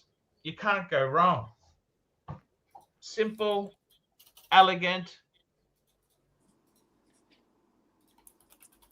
I've got another super chat here. Smooth bezel Craig Datejust. Lewis, $5. What are your thoughts on the 126300 smooth bezel oyster silver black blue dial? I think it would be an great everyday watch. 100%. What about the rhodium dial? Because there's a silver, there's a sort of rhodium dial here. You got the smooth bezel. This is pretty much like almost like the Explorer, except you've got the date, obviously, much I larger love these size. on an oyster. I think if you're doing well, there's no wrong. There's no wrong here. It's a beautiful watch. Yeah, There is no wrong. Is it a perfect everyday? Yeah, it's great everyday watch. It truly is. I would say I don't think anything actually can really beat this for everyday watch. It has everything you would want in a timepiece. Everything, everything. My favorite 41 are the smooth bezel Roman dial Jubilee. I think that combination just looks super clean, and you have the Jubilee. And I don't mind the smooth. I know some people say with Jubilee has to go with fluted bezel, but with the Roman dial on the 41 with the fluted bezel, it's too busy. But like the blue one, for example, the smooth bezel, that with the Jubilee, I almost consider that as my next watch. But I don't know. I'm gonna go for something that I really want, just not something that I just can't get something that's kind of cool. So I think they're all cool. there's no wrong choice. Yeah. I'm serious. It just comes down to preference in a yeah, taste. look at that with that smooth bezel and the It Jubilee also it with also Roman comes dial. down to what's available to you, right? Yeah, that's it. Like I would want to get that from the AD, and I would hate for them to tell me they have this one, but with the different bracelet. And then if I was to tell them no, they'd be like, "Well, then fuck off." What is this? What kind of dial is this? I don't. I'm not familiar with this dial. The This is What's the blue Azuro Roman. That's dial. what. How do you pronounce it? The Azure or something? Azuro. I don't yeah? know how to. I'm That's a probably butchering it. weird lighting on it. That doesn't look in real life like I that. love that Yeah, no, dial, the Bear. lighting That is dial weird. is my pick. This doesn't look like that in real life. And there's terrible lighting. Yeah. There's Okay. some kind of trickery here. I don't know whatever the fuck that is, but that almost looks ice blue. That's not the way this watch looks. No, yeah, it's more sunburst. But that's where I was confused. I was considering that almost with the fluted bezel, and then kept going back and forth. That's why I'm just like, you know what? I'm not gonna get either of those. I'm just gonna wait 2 more years and get this I one. do want So to highlight comment from Danny, which I strongly agree as well. That's a really sweet spot. 16, 610, 2000, Mm, 2002, 2003. You can really get a good deal. Fantastic watch. It can be in Hole's a great case. Yeah. condition. Beautiful, beautiful, beautiful choice. You get the holes case. You get the solid bracelet. Um, I agree that is a good choice. I actually quite like the idea of the no date sub as well. Actually, But is there really a bad choice? Seriously, I'm asking in a steel Rolex. Is there? no, that's a bloody good point. It's a It bloody good No point. again bad comes choices, down Bear. to what's available and what's your taste, what's your preference. I think Explorer is gorgeous. I think the Yachtmaster is gorgeous. I think the Sub is gorgeous. I get a little bit questioning these larger ones, thicker ones. It's kind of it has you have to have the larger wrist and so on, Mm. for the James Cameron and stuff like that. They're also gorgeous, but you got to be able to wear it properly on your wrist. Yeah, So that's the only probably issue you might have when it comes to steel Rolex. How can you say that, Green Man? How can you really say that Air King is not good? It's a beautiful watch. It's very unique. It's a little bit touch Taking of a color. great watch, Bear. Great, great. They absolutely, especially second generation, which they made it a little bit thinner with the crown guards, provided a little more balance on the dial, adding 0 to a 5. It's just fantastic. It's more for like again, it comes to people who have a different taste. Do you There's ever? some Bear, people. would you go Cartier or steel Rolex? Well, I'm a Cartier fanboy, but I would always recommend still Rolex over Cartier. Do you think they're going to bring back the Milgauss? Well, it's anniversary next year, so if there is a possibility, there is a possibility, right? Anniversary of the Milgauss is the next year, so obviously people are hoping they might bring back the traditional look of the Milgauss, the original with waffle dial and all that kind of cool stuff. Um, I don't know. I mean, with Rolex, you never know. We always try to pretend we kind of can we can guess and we can estimate, and at the end, guess what? I mean, they do it, and hardly anyone is right. Look at the Land Dweller. Look at how everyone is expecting Pepsi to be discontinued, and they're going to bring the Coke, and they come up they come up with the Land Dweller. I mean, seriously, you can't. They had no idea. We got a couple Yeah, of super chats, Archie. We've got a super chat here. Craig Lewis, $2. Roman Dial Jubilee is nice for same money. I agree. It's a beautiful, beautiful watch, and the Roman dial on the Datejust gives you also the feel of the day date. So it's a kind of day date on a budget. Definitely good choice. I love the look. I love the idea. I love the white dial Roman Datejust is quite gorgeous. Yep. Terry Boston, $15. Thank you, Terry. Best everyday watch, 40 mil blue dial Breitling. You can't really go wrong with it. Love you, Sir Chesterfield. I totally. Breitling Super Ocean Heritage 2, Bear. That is it. 42 It's a mil. it's a great. Well, he 40. says He's wanting a 40. 40. He's wanting a Oh, 40. He's not really being Why does he specific want here. 40? He always throws a chisel, a spanner in the works, Bear. If you buy at the right price, Terry, absolutely, it's a good choice. Unfortunately, Breitling should never be purchased at the retail or even with a larger discount at the AD because they're toxic on the secondary market still. But their watches are nice. I love them. I am a big fan of that Breitling that you're talking about. Maybe he's found a bargain on Joma Shop or something. Who knows? Anyway. Exactly. You know, the funny thing is Rolex 40 is so different to other brands 40. That's why I got rid of that fucking Seiko, because it didn't feel like a Rolex 40. It felt like 38 mil compared. You know what I mean? When you're used to Yeah, Rolex 40B, what do you think, Bear? yeah. Seiko is actually. I'm comfortable with Seiko's 44. The way Seiko makes their watches. If we're talking divers, right, Archie? We're talking divers. Yeah. Yeah. Yeah, I'm comfortable 42, 44, no problem. Absolutely.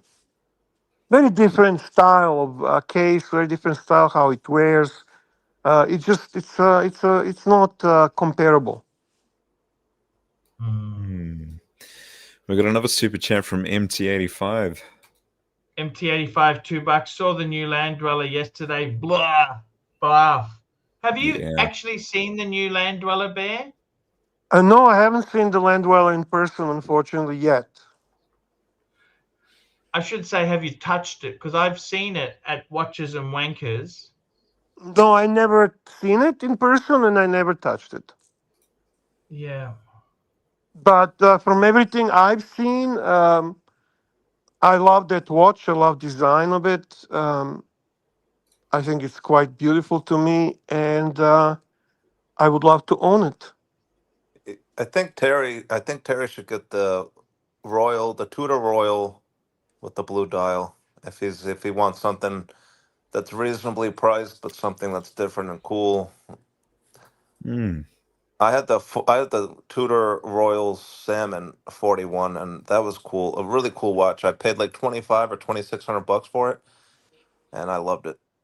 How cool is this? I actually quite like this. For $2,500, like pre-owned to $2,000, that's a good Yeah. deal. 38 mils. I mean, it's going to wear a little bit larger because it's got the integrated style Yeah, and brace. in person, those dials are very impressive. What do you think of this stuff, Bear? Tudor Royal. Fuck me, Dad. This is fuddy-duddy. I like It's it. not for everybody, but Black in Bay person, is they're a so lot more cool. What impressive. did they do wrong here, Bear? I own that watch. I mean, I love the whole concept of the integrated bracelet, and I think what's his name, Burbinghard, will never forgive me for influencing him to get one. It's not a watch I enjoy after the fact. I think it's a bit dated. It's basically the movement is just the ETA, one of those Tudor watches that hasn't upgraded the movement. Price is good. Price point is okay. Um, and I think it's kind of funny when people are comparing it to Landweller because just of the style of the integrated bracelet. But hey, again, I have this love-hate relationship with the Tudor, and depends on my mood what I'm gonna say.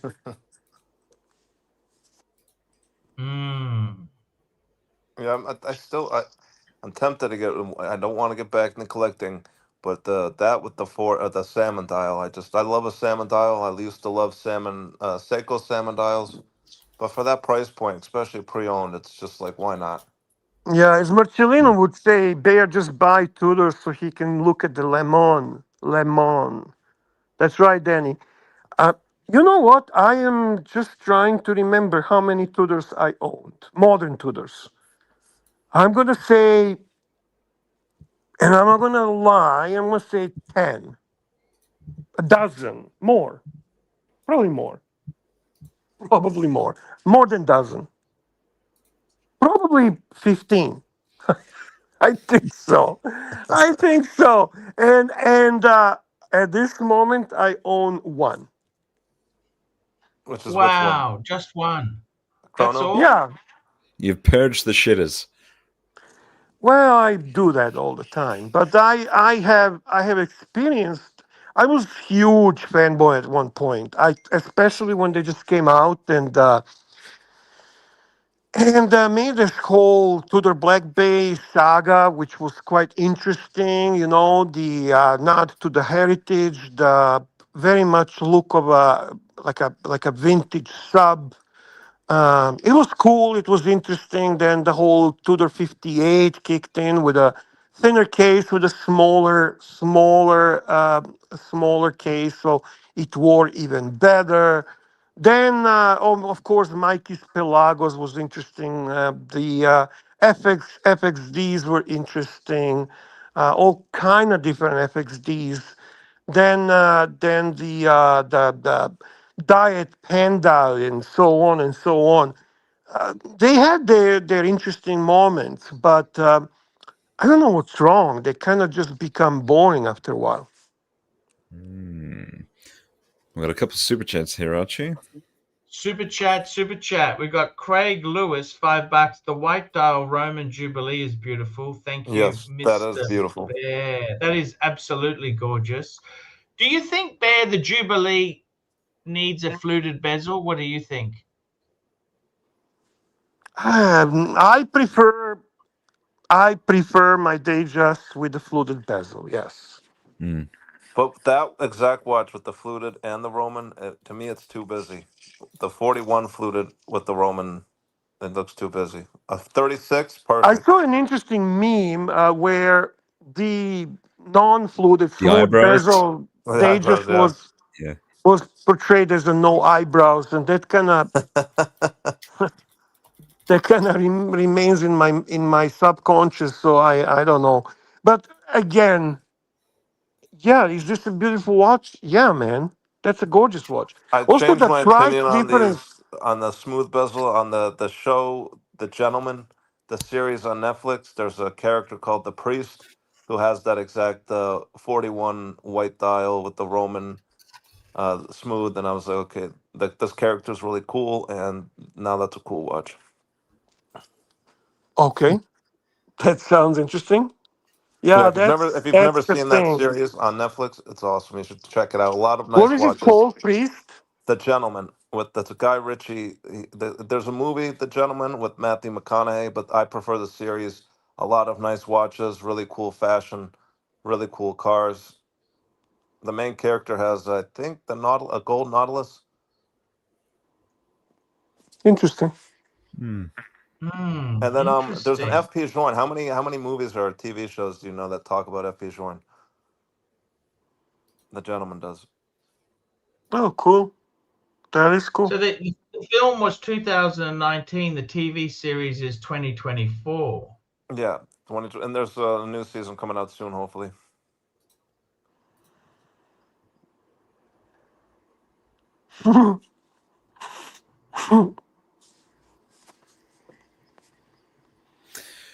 They've even got a character called Archibald. Can you believe that? We got one more super chat here. Super chat. Here we go. We got a super chat. This is from MT85, $5. Bear, don't lie. You're trying to buy your way into a land dweller. You betcha he is. Yeah, I am, of course. Of course. Of course. And it's not easy. I mean, the demand is absolutely crazy. The people asking about it in the AD all the time. They definitely have. The problem is that even the big shots. Like one good thing about big spenders, wealthy spenders at my AD, they are very disinterested in steel Rolex. They don't really care. Steel and two-tone Rolex for them is like beneath them. They consider that peasant watches. So that opens opportunities for me for that kind of timepieces. But unfortunately for me, the big spenders, the wealthy ones, for some reason are showing huge interest in land dweller, regardless if it's steel. Obviously, there is also a lot of interest in platinum one, but the steel is not being ignored. That's what I'm trying to say.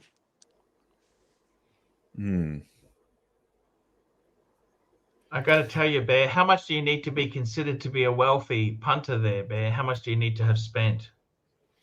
Well, I mean, to describe the wealthy punter is there standing next to me and buying, let's say, perpetual calendar IWC in rose gold at retail. Oh, That's the wealthy punter, okay, and doesn't even blink, doesn't even ask for discount, and just enjoys the watch. The true flex, like you stupid little poor punters, uh, begging for discounts and looking for steel Rolex. The guy couldn't care less because for him that's just a drop in the bucket. That's the true wealth. interesting. I don't know who this is. Sorry, Archie. Oh, that's Uzi. That's Uzi, Is the it? No. shortest man Oh, in the is it? Archieverse. How are you, Archie, Uzi? hey, two things. First thing, Rancher's over at Watch Nix right now. Second thing, how does it Hey, how does it feel my looking at all these dude, semi you decent help looking Rolexes and owning a man. He's gone. Look at that. He's gone. He didn't stay long. Yeah, he just dropped in to say hi. I didn't think it was Uzi. See, the thing about Uzi is you've got to know his weak point. He's sensitive about his height, Bear. But he's not the shortest in Archieverse, and you know that. Bear, don't tell him that, but don't tell him that. Okay. He's just sensitive, okay? He's just a troublemaker.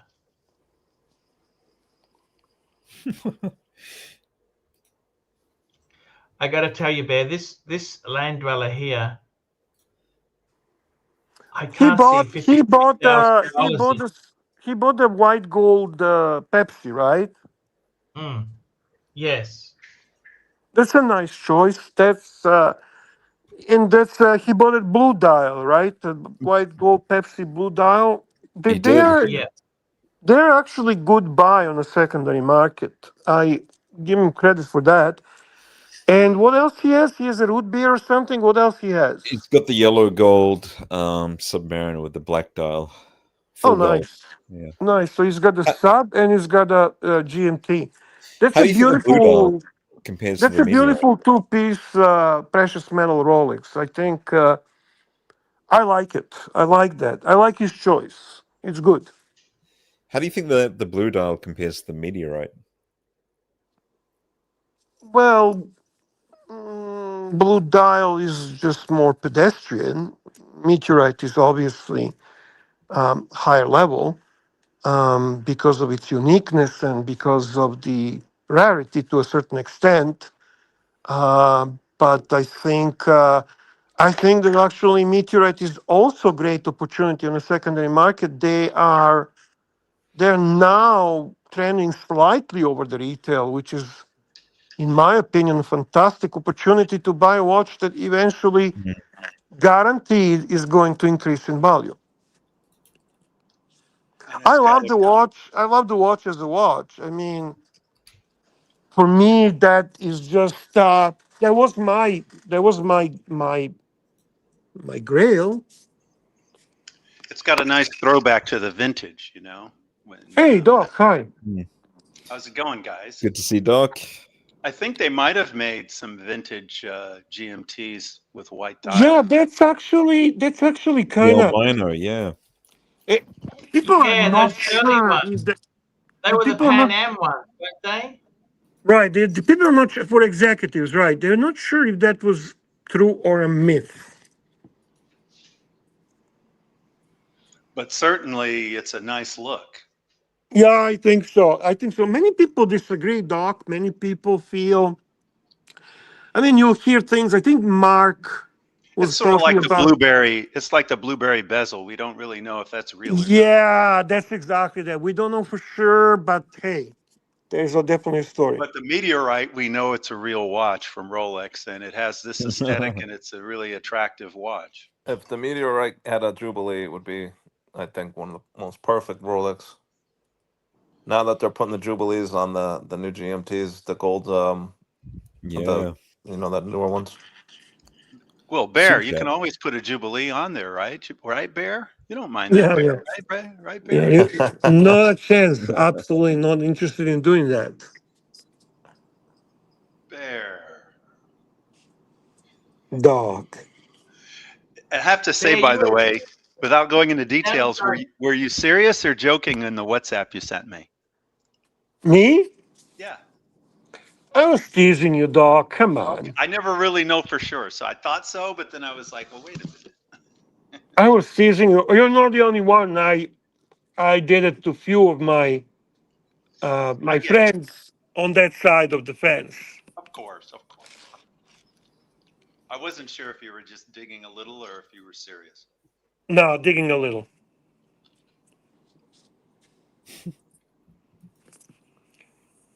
We got a super chat, aren't you? Super Chat MT85, $5. Put it this way: they hand out blue dials to douchebags and meteorite to special clients. I don't mind the blue dial. I got to tell you, I actually really like it. I Well, don't mind the black dial either. Black dial is probably even better value on a secondary market. The black dial is just a little bit more than a steel Pepsi. Huh. And it doesn't So exist on the new generation. It's on the previous one. I would say the black dial white gold Pepsi is fantastic opportunity for a great precious metal watch on a secondary market. Mm.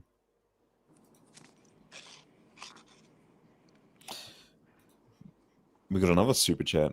Super Chat GB 50 mix. Thinking about selling my Pepsi. Bought at AD. Can sell for 20K to finish my home remodel. Never wear the watch, but leaning towards keeping it. Thoughts? Would you sell a Pepsi? Fuck, Bear. What do you think? No. Actually,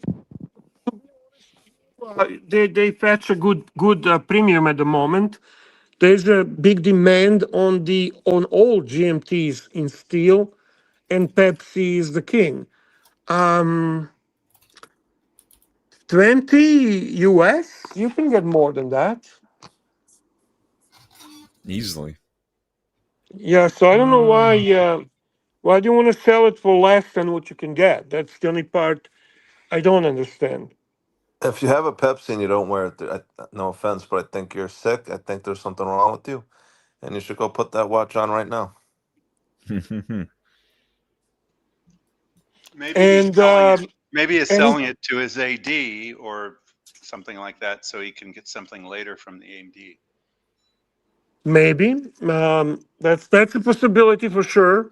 We've got a follow up. He says he's wearing his Explorer 2. Sell it, man, sell it, but sell it for the right price, okay? That's What are the they? only thing I'm saying. What are they worth? I haven't looked lately, to be honest with you, Archie, but definitely worth more than 20 US. I thought they were more like 25 right now. I think so, Doc, for sure.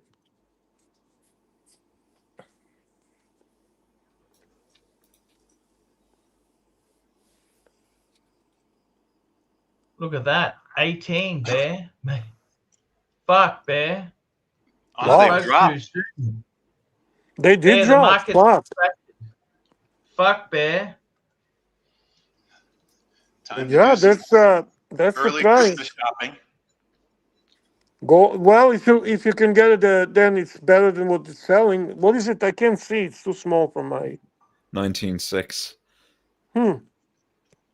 There you for go. Jubilee. Obviously, the Jubilee is in more demand than the Oyster.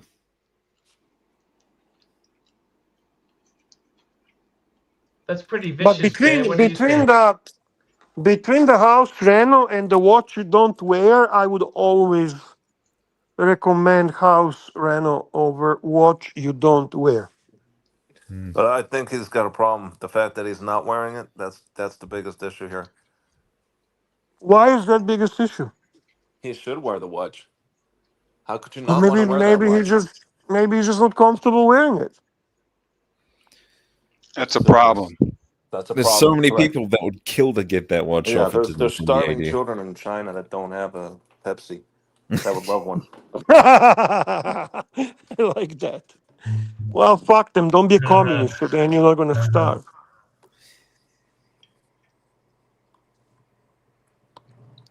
I got to be honest There's with too you, many. Bear. It's getting these super hype things. They have come back. There are too many safe queens in this world. The watches need to be worn. You know that studio is nicer than your studio, Archie, where you're sitting. You look more professional there than at your Brisbane place. But I agree Thank with you, Double Bear. G here that there's some kind of problem if you can't wear your Pepsi. Archie, did you see I sent you the Brisbane Serbian Festival clips? Yeah, I did. That was great. You should really go there and have enjoyed some that. pork. Bonnie says I can picture you and Archie there eating pork. Yes. Yeah, that was a great festival, Bear. Did you know that calamari is often pork? It's not like when you order calamari at a restaurant, it's often pork. We already had that conversation, Doc. Why do you do this, Doc? Seriously, why? You guys are talking about it. You guys are talking about pork. I never remember who I've mentioned that to. I can never remember. You sounded like Patrick now. The way you said that, you reminded me of Patrick. You guys were talking about it. What do you want me to do? Well, it's true. I mean, I'm just trying to interact with whatever's going on. You know, Jefferson Exotic says I'm boring, so I got to maintain that somehow. Super chat. Super chat. Here we go. Soyego, $2. Bear, who's the shortest in the community, Bear? Well, from everyone I met in person, you might think it's Diego, but actually it's not. I would say the shortest is JJ, and I would say, what's his name? OC is pretty short, but How JJ is tall? shortest. How tall are we talking? JJ? Yeah. I don't know, 5'4", something like that. Diego's actually he's above average height, isn't he? Diego? I would say, yeah, he's. I think Diego is about 5'8", 5'9", something. He's not above average height, but definitely Or right at taller. average. He's right Yeah. at average. Okay. Oh, you think I'm saying this out of hate or something? Trolling? I'm telling you the truth. Ask Archie.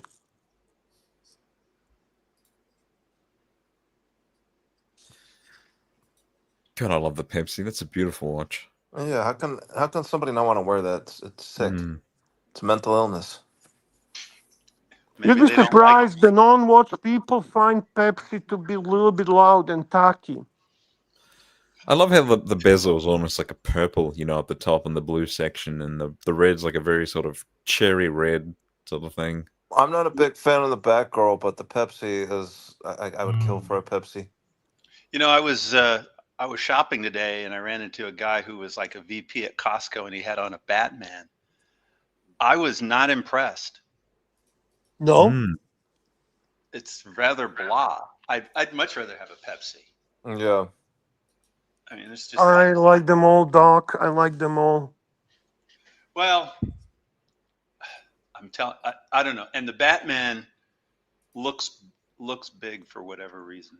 The guy had about a 7-inch wrist, but it just looked humongous. I don't know. I'd rather have a Pepsi. But then I don't have any modern Rolex, so I'm not the one to ask.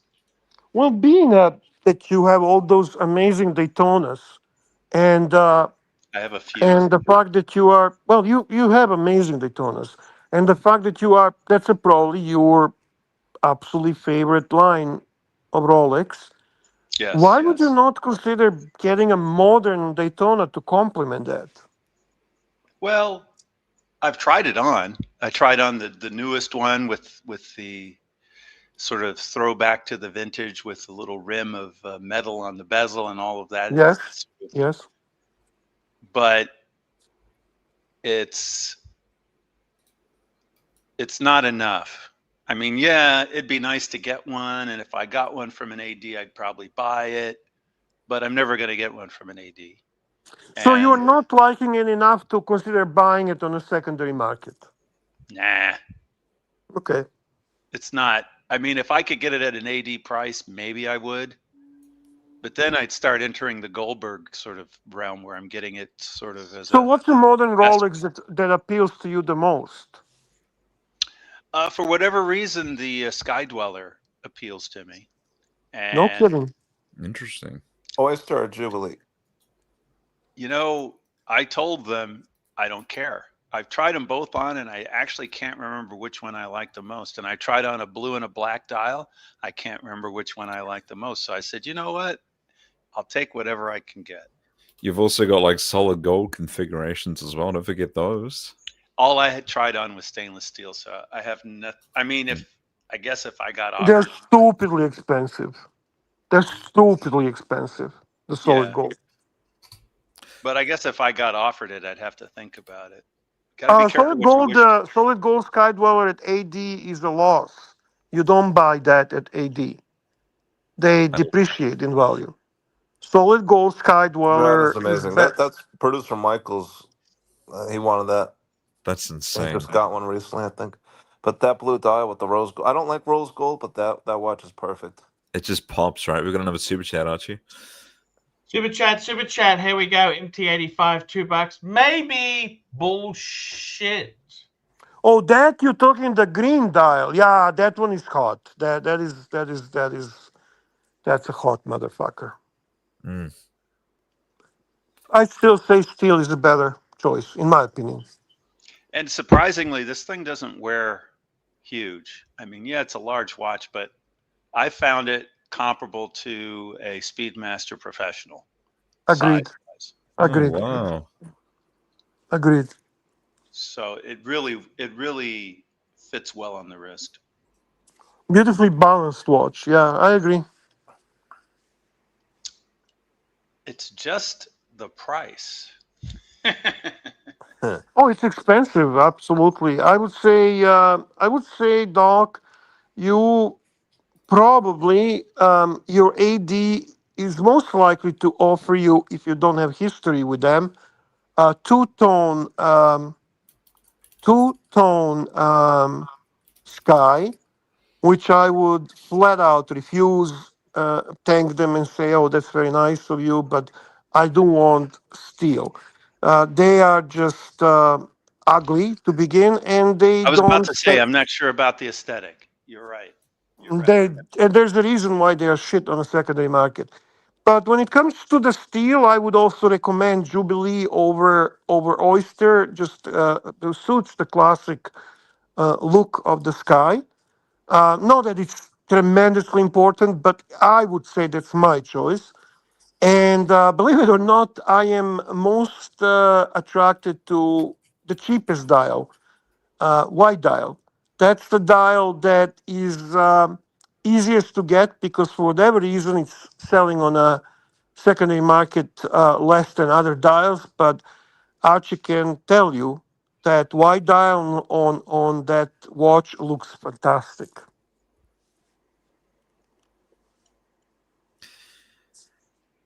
Yes, he was gifted one, It's wasn't he? gorgeous. I think this is the most beautiful sky dweller there is, Bear.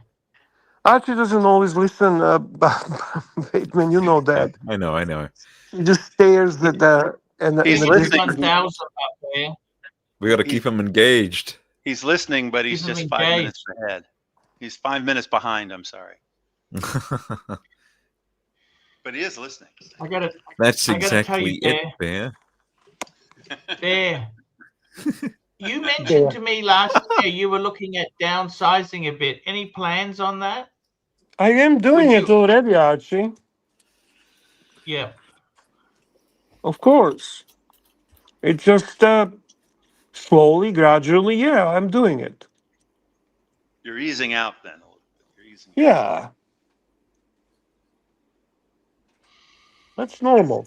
It's good not to be in a panic about it. Did you have a Correct. number you wanted to go down to? The number I want to go down to is 0 eventually. 0. Oh, Yeah, You've got to have one, Bear, don't you? I'm going to retire. I'm going to be retired bear. well, even when you retire, you have to have one on the wrist at least. All right, I'll have one. Yeah, you can't just spend all your time, like invest all this time into the hobby and then just completely come out with 0 after everything you've learned about watches. You know, I just don't think it's feasible. I don't think it's possible. I don't know. I never tried. I'll let you know. I'll let you know. It's I'll not let going to you know happen. when it happens and if it happens. But I'm not very emotionally attached to watches. I'll be very honest with you. I'm not like Archie. For me, I enjoy their beauty and I enjoy the whole idea of experiencing them and so on. I also enjoy the value retention, the hype, and all those aspects. But one thing I never been really attached to watch, and if I have opportunities to sell something at a good price, I do it and I never regret it. So, like the meteorite, if somebody offered twice what you paid for it, you'd say sold. Oh yeah, fuck, on the spot. I mean, the whole idea, dog, that I said it was my grail. I have it. I done it. I wore it. I took pictures. I played with it. I flexed. I fucking did whatever I did. I think it's a cool watch, but It's no longer a grail because now you have it. right, right. Actually, there was the discussion on Monday's show with Archie's good friend Tim Masso, who actually proposes the whole idea and question about the Grail watches, and pretty much shares our opinion, Doc, because Grail is Grail, but once you have it, you immediately start thinking, well, what's next or where do I go? Very rarely people quit the hobby or end with Grail as the last piece. The tendency is actually to sell those Grails and then end it. That's the kind of way that the hobby ends. What happened? Because I guess got what? out of my world time there. Money talks and bullshit walks. I don't know I got Money, out of if my I money. was world to time if I there. ever had a 40 day date yellow gold with the Roman dial, I'd be happy. That would be the only thing I would ever need for the rest of my But life. you're 38. I understand you. You're gonna think different. When I okay, I see what you're saying. So you're not gonna think the same when you're 60, 65, 70. If you go and you talk to your dad, let's say how much fuck he gives about the watch right now. Yeah, no, That's just I've actually with guns, I've gotten to the point where I've had my perfect collection. I had all my grails, and then I was like, okay, I'm bored with this. Sold everything. And I it's used Oh, to you just must be. before I had them all, I used to think if I could only have this collection, I would be so happy. I would be content. And then once I got to that level, I was bored. yeah, Yeah. yeah. And it's also age. You're not going to think same when you're 25, when you're 40, when you're 50, 60, 70. It's a different stage of your life. It's a different priorities. It's a different understanding of things. Um, I don't know. It's watches as a watches are fun hobby and all that. They're expensive. You can kind of experience them in different ways. One thing I guarantee you, Bateman, I will always be following the news on it, read about it, watch the info on it. I will always be interested in it. So I'm not saying I would quit the hobby and I would completely lose the passion and love for watches. I just don't think I have to die owning a fucking Rolex catalog. One of my friends in Bear, the I gun feel the collecting same world. way, Bear. You know that, Bear? Yeah, man, because we are at that age, Archie. You're still younger than me, obviously, Archie, but you slowly getting at the age where there are other priorities, the other Yeah, thoughts, I other. like to sleep in the morning, Bear. I don't want to have worry about having my car repossessed. You know? I would say I would say that's an important part for sure, man. I had a You friend who know, told I me that mean, the man who dies with the most toys isn't the winner, but the man who dies having played with the most toys is the true winner. And I never understood, or I didn't know if I agreed with that or not. But I guess it has some. I guess I agree with it a little bit because you could buy all the nice things you want, but if you're not wearing them and enjoying them, what's it matter? But if you're constantly buying and selling and trading and experiencing different things,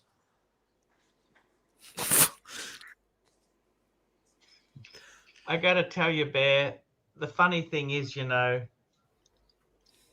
whenever I've owned stuff, I always pick faults with it. But when you look back, you always remember the good parts of it. For sure, man.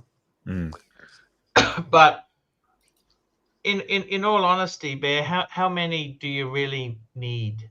And You don't need any. I mean, you always ask the same question to kind of reconfirm your process what you're going through.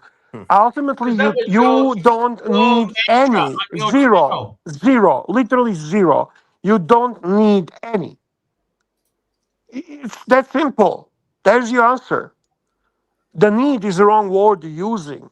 But if you don't, Everything on this show you talk about Louis Vuitton, BMW, Rolex, Breguet. You don't need any of that. You don't fucking need any of that. but once you've You need. experienced it, I think it's unhealthy not to have at least one. I think you get a little PTSD. well, I think All You right, addicting, invest a all lot of right, addicting, time. fine. collecting in general could be unhealthy. It's addictive, and it makes you impulsive, and it's just like it's like you're chasing like a drug addict. Like they're always chasing the next high of wanting something new and exciting, and you're never really content. Like you'll be happy I'm for a little only while. I'm only saying that the word need is the wrong word to use No, it is. for luxury goods. And I'm going to just reflect simply on our friend Sirocco. When he was going through the last months of his life, do you really think he cared about the watches? Mm. No. I think it No, was. there are other priorities and other important things in life, significantly above luxury goods. It's true, but I also think getting the Mercedes helped his spirit a bit. Sure, 100%. But again, But he ultimately, didn't Doc, need it. He didn't need it. you don't need it. There are other things you need. At that point, visit from a friend means more than Mercedes sitting in your parking spot. If I That's recall, very true. he was traveling and visiting family quite a bit, or at least a little bit, and that was probably way more important. And I mean, But it's sooner a or later, great we're all going to hobby. be We there, love and our we're all going to have hobby. to. It's a great hobby. I don't wanna put the hobby down, and I love watches. But I always try to explain to Archie he doesn't have to even own the watches to run his show, to be Archie Luxury channel. He doesn't need to own one watch. No. That's absolutely not necessary. You can make a great videos and commentary. The only guy that disagrees with me on this is TGV, because Mm. TGV has this mantra that says you have to own the watch to talk about the watch. And I was following that mantra myself. I was following the same bullshit. I cannot talk about the watch if I don't own the watch. It's a wrong way to think. There are many watches I will never own, but I do get to know them. I get to understand them. Archie, there's a lot of Pateks you admire and admire for the right reasons that you will never own. So what does that Correct. mean? You're not allowed to elaborate, talk, recommend, understand. I am not gonna say that TGV is right. I'm sorry. He loved the squales and his toy dinosaurs. I think yeah, I wouldn't be Well, he's a taking him brigade seriously. man now. Now he's a brigade man. We got a Well, of super course, chat. like Caseback Tim, he reviews watches, but he doesn't own most of them. Does a great Correct. job, Well, and then he always and looks. MT85 2 bucks. Bear is right. well, MT85 obviously understands what I'm saying. He's also a guy who likes watches and enjoys the hobby now, but he's not attached to them. That's the point. You are very attached to your luxury goods, Archie. That's kind of creepy, in some ways. Thank you, Bear. You're welcome. I Kind can of say though creepy. that one is never enough though. If you're asking what's the number that would make you the most content, where you can appreciate watches, maybe no more than three. I personally, like, I was getting into the mindset where I wanted this one and that one, but if I could just have one more, I'd be very happy with that. So if you could really narrow it down to two watches that I you think absolutely fucking, to be love, very honest with you, banging that Brazilian maid is probably a better experience than owning a watch. it absolutely is 100%. So how about you just enjoy that part for now? I am. That's what I'm doing. I have my Explorer, which is on my wrist all the time. But now, like, when she comes over Thursday, I don't give a shit what's on my wrist. All I care about is That's the point, my Is what friend. little this she's like wearing. Seinfeld? I mean, is it your maid or is it just someone else's maid? No, she's somebody else's maid, but Oh, okay. yeah, she's something. It does get a little confusing if it's your maid. I agree. Cool. That's the way it is, Bear. I've got to tell you something there, Bear. It's I'm a good I look bear. at I must say I'm happy that I built up my collection after the burglary. I got pieces I really wanted, and then it's my decision to get rid of them. Yeah, and also you had in your life so many interesting watches you experienced, and people will associate these watches with you regardless if you own them or you don't. You also, at one point in your life, worked photographing the watches for a dealer in Thailand. So you were handling and managing a lot of watches were going through your hands, and you had opportunity to understand them and see them and feel them and so on. the hobby is not just getting into watches during COVID like OC and becoming a hype watch chaser. The hobby is decades of going and learning and experiencing, buying magazines because at one time we did not have internet arches, so we would get the magazines No, that's right, Bear. that we would search and try to see what these watches look like, and that whole journey and whole life that we had behind us, loving and enjoying watches throughout the decades, is what makes us watch aficionados, not what we own at the moment. 100%. You know, I got to tell you, Bear, the watch that honestly I love the most. This is just for pure aesthetics, Bear. It's this. I'm not just saying this as a gag, but that Breguet. Well, you're I think enjoying that's it, yeah, absolutely, and you should enjoy it. Why not? Just It's keep that very in your Explorer 2, and that's perfect. You don't need anything else. I was going to exactly. You say got a dress watch and a steel stunner, a sports watch. Those two are like the perfect Archie collection. you were fortunate enough to find out who some of your real friends were because you got gifted a Speedmaster. right. And Oh, Archie, I have a Oh yeah, question always for keep the you. speedy too. You can't give away a Archie, gift. would you give that brigade for a Brazilian maid that Gun Glutton has? In an instant, Bear. There you go. Just so you know, Gun Glutton, you are the winner here, not us, Gun Glutton. You have advantages over us. You have a younger age. You have a Brazilian maid. He's got more I hair than us, say Bear. more hair. You're not fat fuck like us. You're in the right path, man. So that's it. That's it. That's it. Was Yeah, Arnold's maid Brazilian? I don't remember. Was she Brazilian? I don't know, man. I brought my memories with Brazilian girls in Get in the London, man. chopper. Once you have a Brazilian girl, you will understand. Anybody that never had a Brazilian girl is basically not capable of understanding what Gun Glutton and I are talking about. yes, they are something. I've dated a lot of other races, but this one is really something. I can She just tell a boring, nice, true story that I'm sure Jefferson Exotic would love. And that is that one time I had a patient, and whenever she came in, she wasn't dressed ridiculously. She was wearing a nice skirt at the knee, though, nothing too revealing. But my pulse rate would go up. I just didn't Mm. know what the hell was going on. And after 2 or 3 times seeing her, I finally started asking questions, and I asked where was she from, like ethnically, and Mm-hmm. she says Brazil, and then I went, oh, okay, I get it. See, Doc is with us. He understands us. He understands us, But it Doc. was insane. I mean, there was no. I mean, she was attractive, but I mean, I've seen attractive before. But I swear, my pulse rate was going up, and I was starting to perspire just because she's in the room. And then when I had to examine her knee, I said, "Excuse me, I need to leave for a moment." yeah.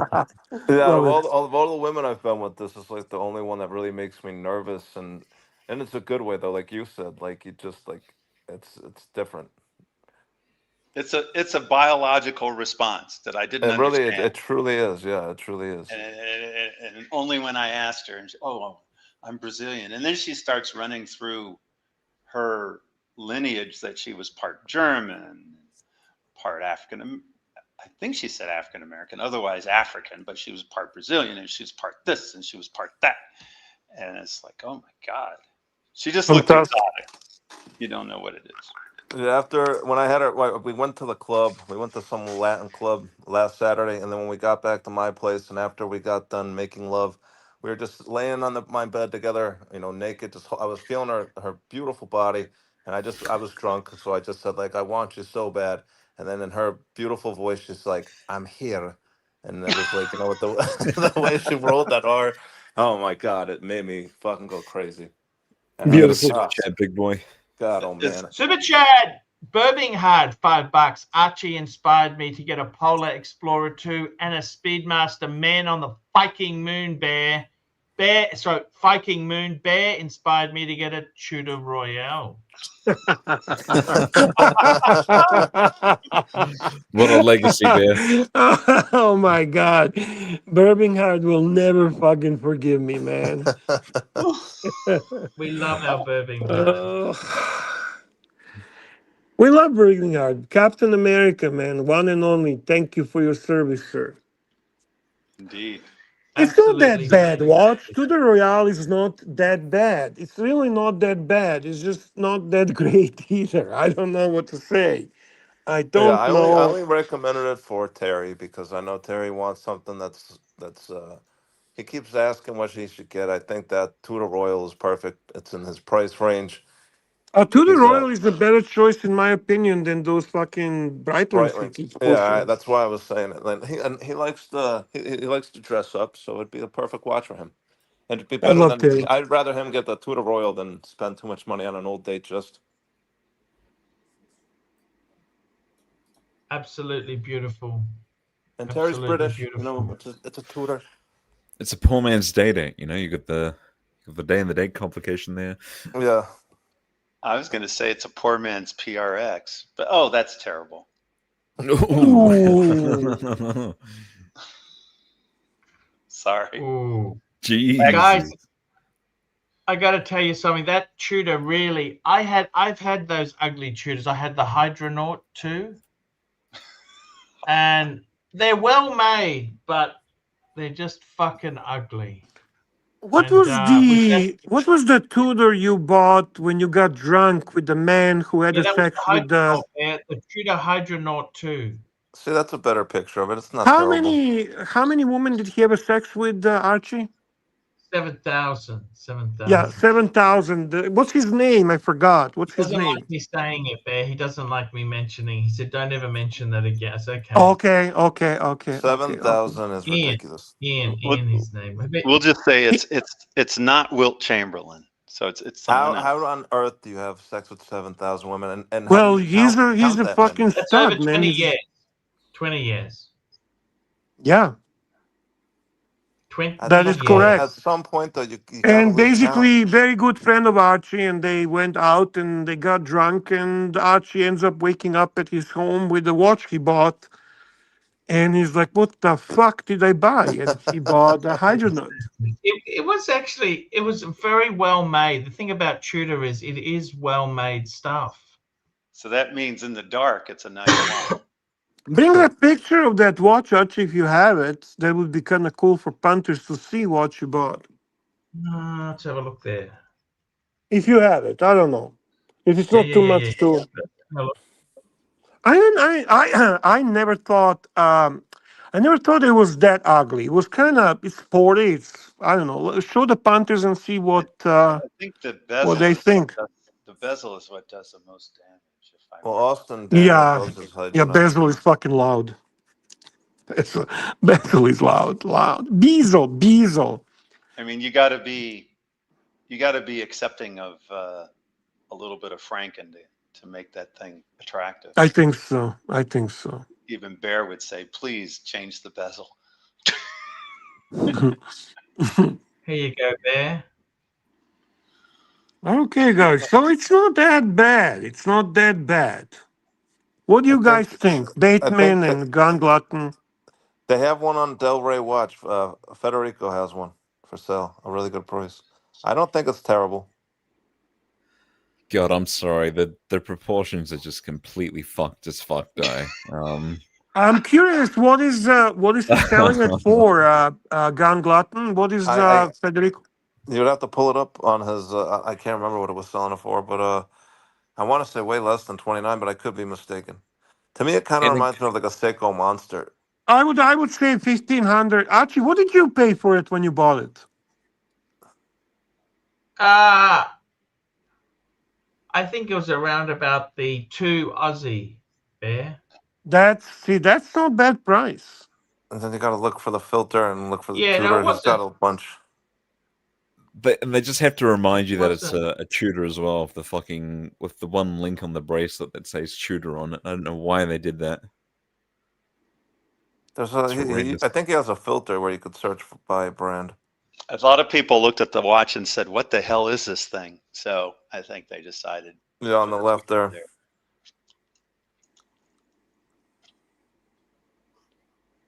I bought an Explorer 2 from Federico. It was a very good price. I bought a couple of watches from. I bought Alan Silberstein from him, and I bought. What else did I buy? I don't remember. Something unusual like that. He has some There it is. unusual There it pieces. is. He's got two of the bastards. There's one at 1600 But and that's there's one US, at Archie. 1900.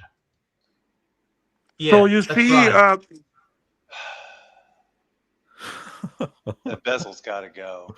That's Yeah, so now that I'm fucking looking at the ugly. black dial with the bezel. I'm interesting. sorry. It was Oh a my nice God. experiment, but then the drugs wore off. So Yeah, now I can see why you would buy that when you're intoxicated. What's going on with the prices in US with these tariffs and everything? Where is this going? Yeah. You guys Guys, heard anything? I have no clue. I wish it's a joke. I don't Everybody, think there's the No, people I'm that just really curious. support Trump that are trying to Did say it you have take to be effect? patient. You Does have to be anyone know patient. if it actually took effect in the stores? Did they change the price? Does anyone know when does it take effect? Anything like that? That's what I'm asking. a lot of the I I'm not haven't really. asking the reasoning behind it. a lot of I them are haven't noticed. absorbing. I haven't noticed well, I've noticed the groceries are still very expensive, I but don't care about groceries, man. I'm asking about the watches. Fuck oh, groceries. watches. No, I haven't noticed the watches yet.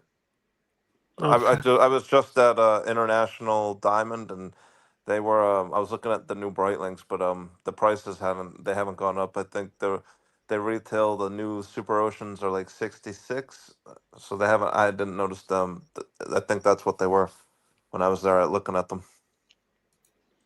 The rumor is Yeah, a lot of them are absorbing the tariff. yeah. Hot dogs are expensive now, Pasta. You're right. But groceries are fucking still out of control. I was looking at peppers the other day. Come A red bell and live in pepper, Canada. Come to Canada, $4. and you're gonna see what fucking is out of control. Please Really, don't complain. Don't complain. Just good believe lord me. though. Like There's wars. There's fucking wars. There's wars. a dollar per lemon, and $4 for a pepper. It's still okay, man. time to wrap up the show, Bear. I want to thank our sponsors today. Patel Philippe, Linamel, Patel Philippe, Esoteric, Daniel Quack, Little Dave, Anton May, Narc Gold Turd, Ting Tong, Macadong Dang, Jefferson Exotic, Ding MT85, dong. Narc Ding dong. Gold Oh my god. Turd, Black Cat 997, Narc Gold Turd, Craig Lewis, Terry Boston, MT85, Craig Lewis, MT85, GB, Soy Ago, MT85, and Burbing Hard. And don't forget the 10 memberships gifted by MT85. Yes. MT85, thank Yeah. you so much. Guys, that's the show for today. We'll be back tomorrow. Bear, very wise words you said there, Bear. I'm a good bear. It's Say been a once while. for me. One thing that does. What you say once for me? Say once for me. You're a good bear. You're a You're a good good bear, bear. man. You're a Let good me beer, say this, man. Bear. You really have to. The big thing is, if you've got a huge collection, the service costs are horrendous. You're looking at roughly 1,000 Canadian a Rolex, aren't you, Bear? That's correct. It's been a long time There you since you've done it. You should probably thank your top members too. There's probably not that many. Oh, you're talking platinum and whatever. Yeah. That's And not I bad don't know. idea. I'm actually curious who is there. If it's doable, I don't know if it's doable now or. Yeah, Probably I'm like just trying to 5 have of a them, look right? 5 or 6. there. I'll have a Let's do Have that a tomorrow's sticky dick. show. Okay, I'll get it done for tomorrow's show.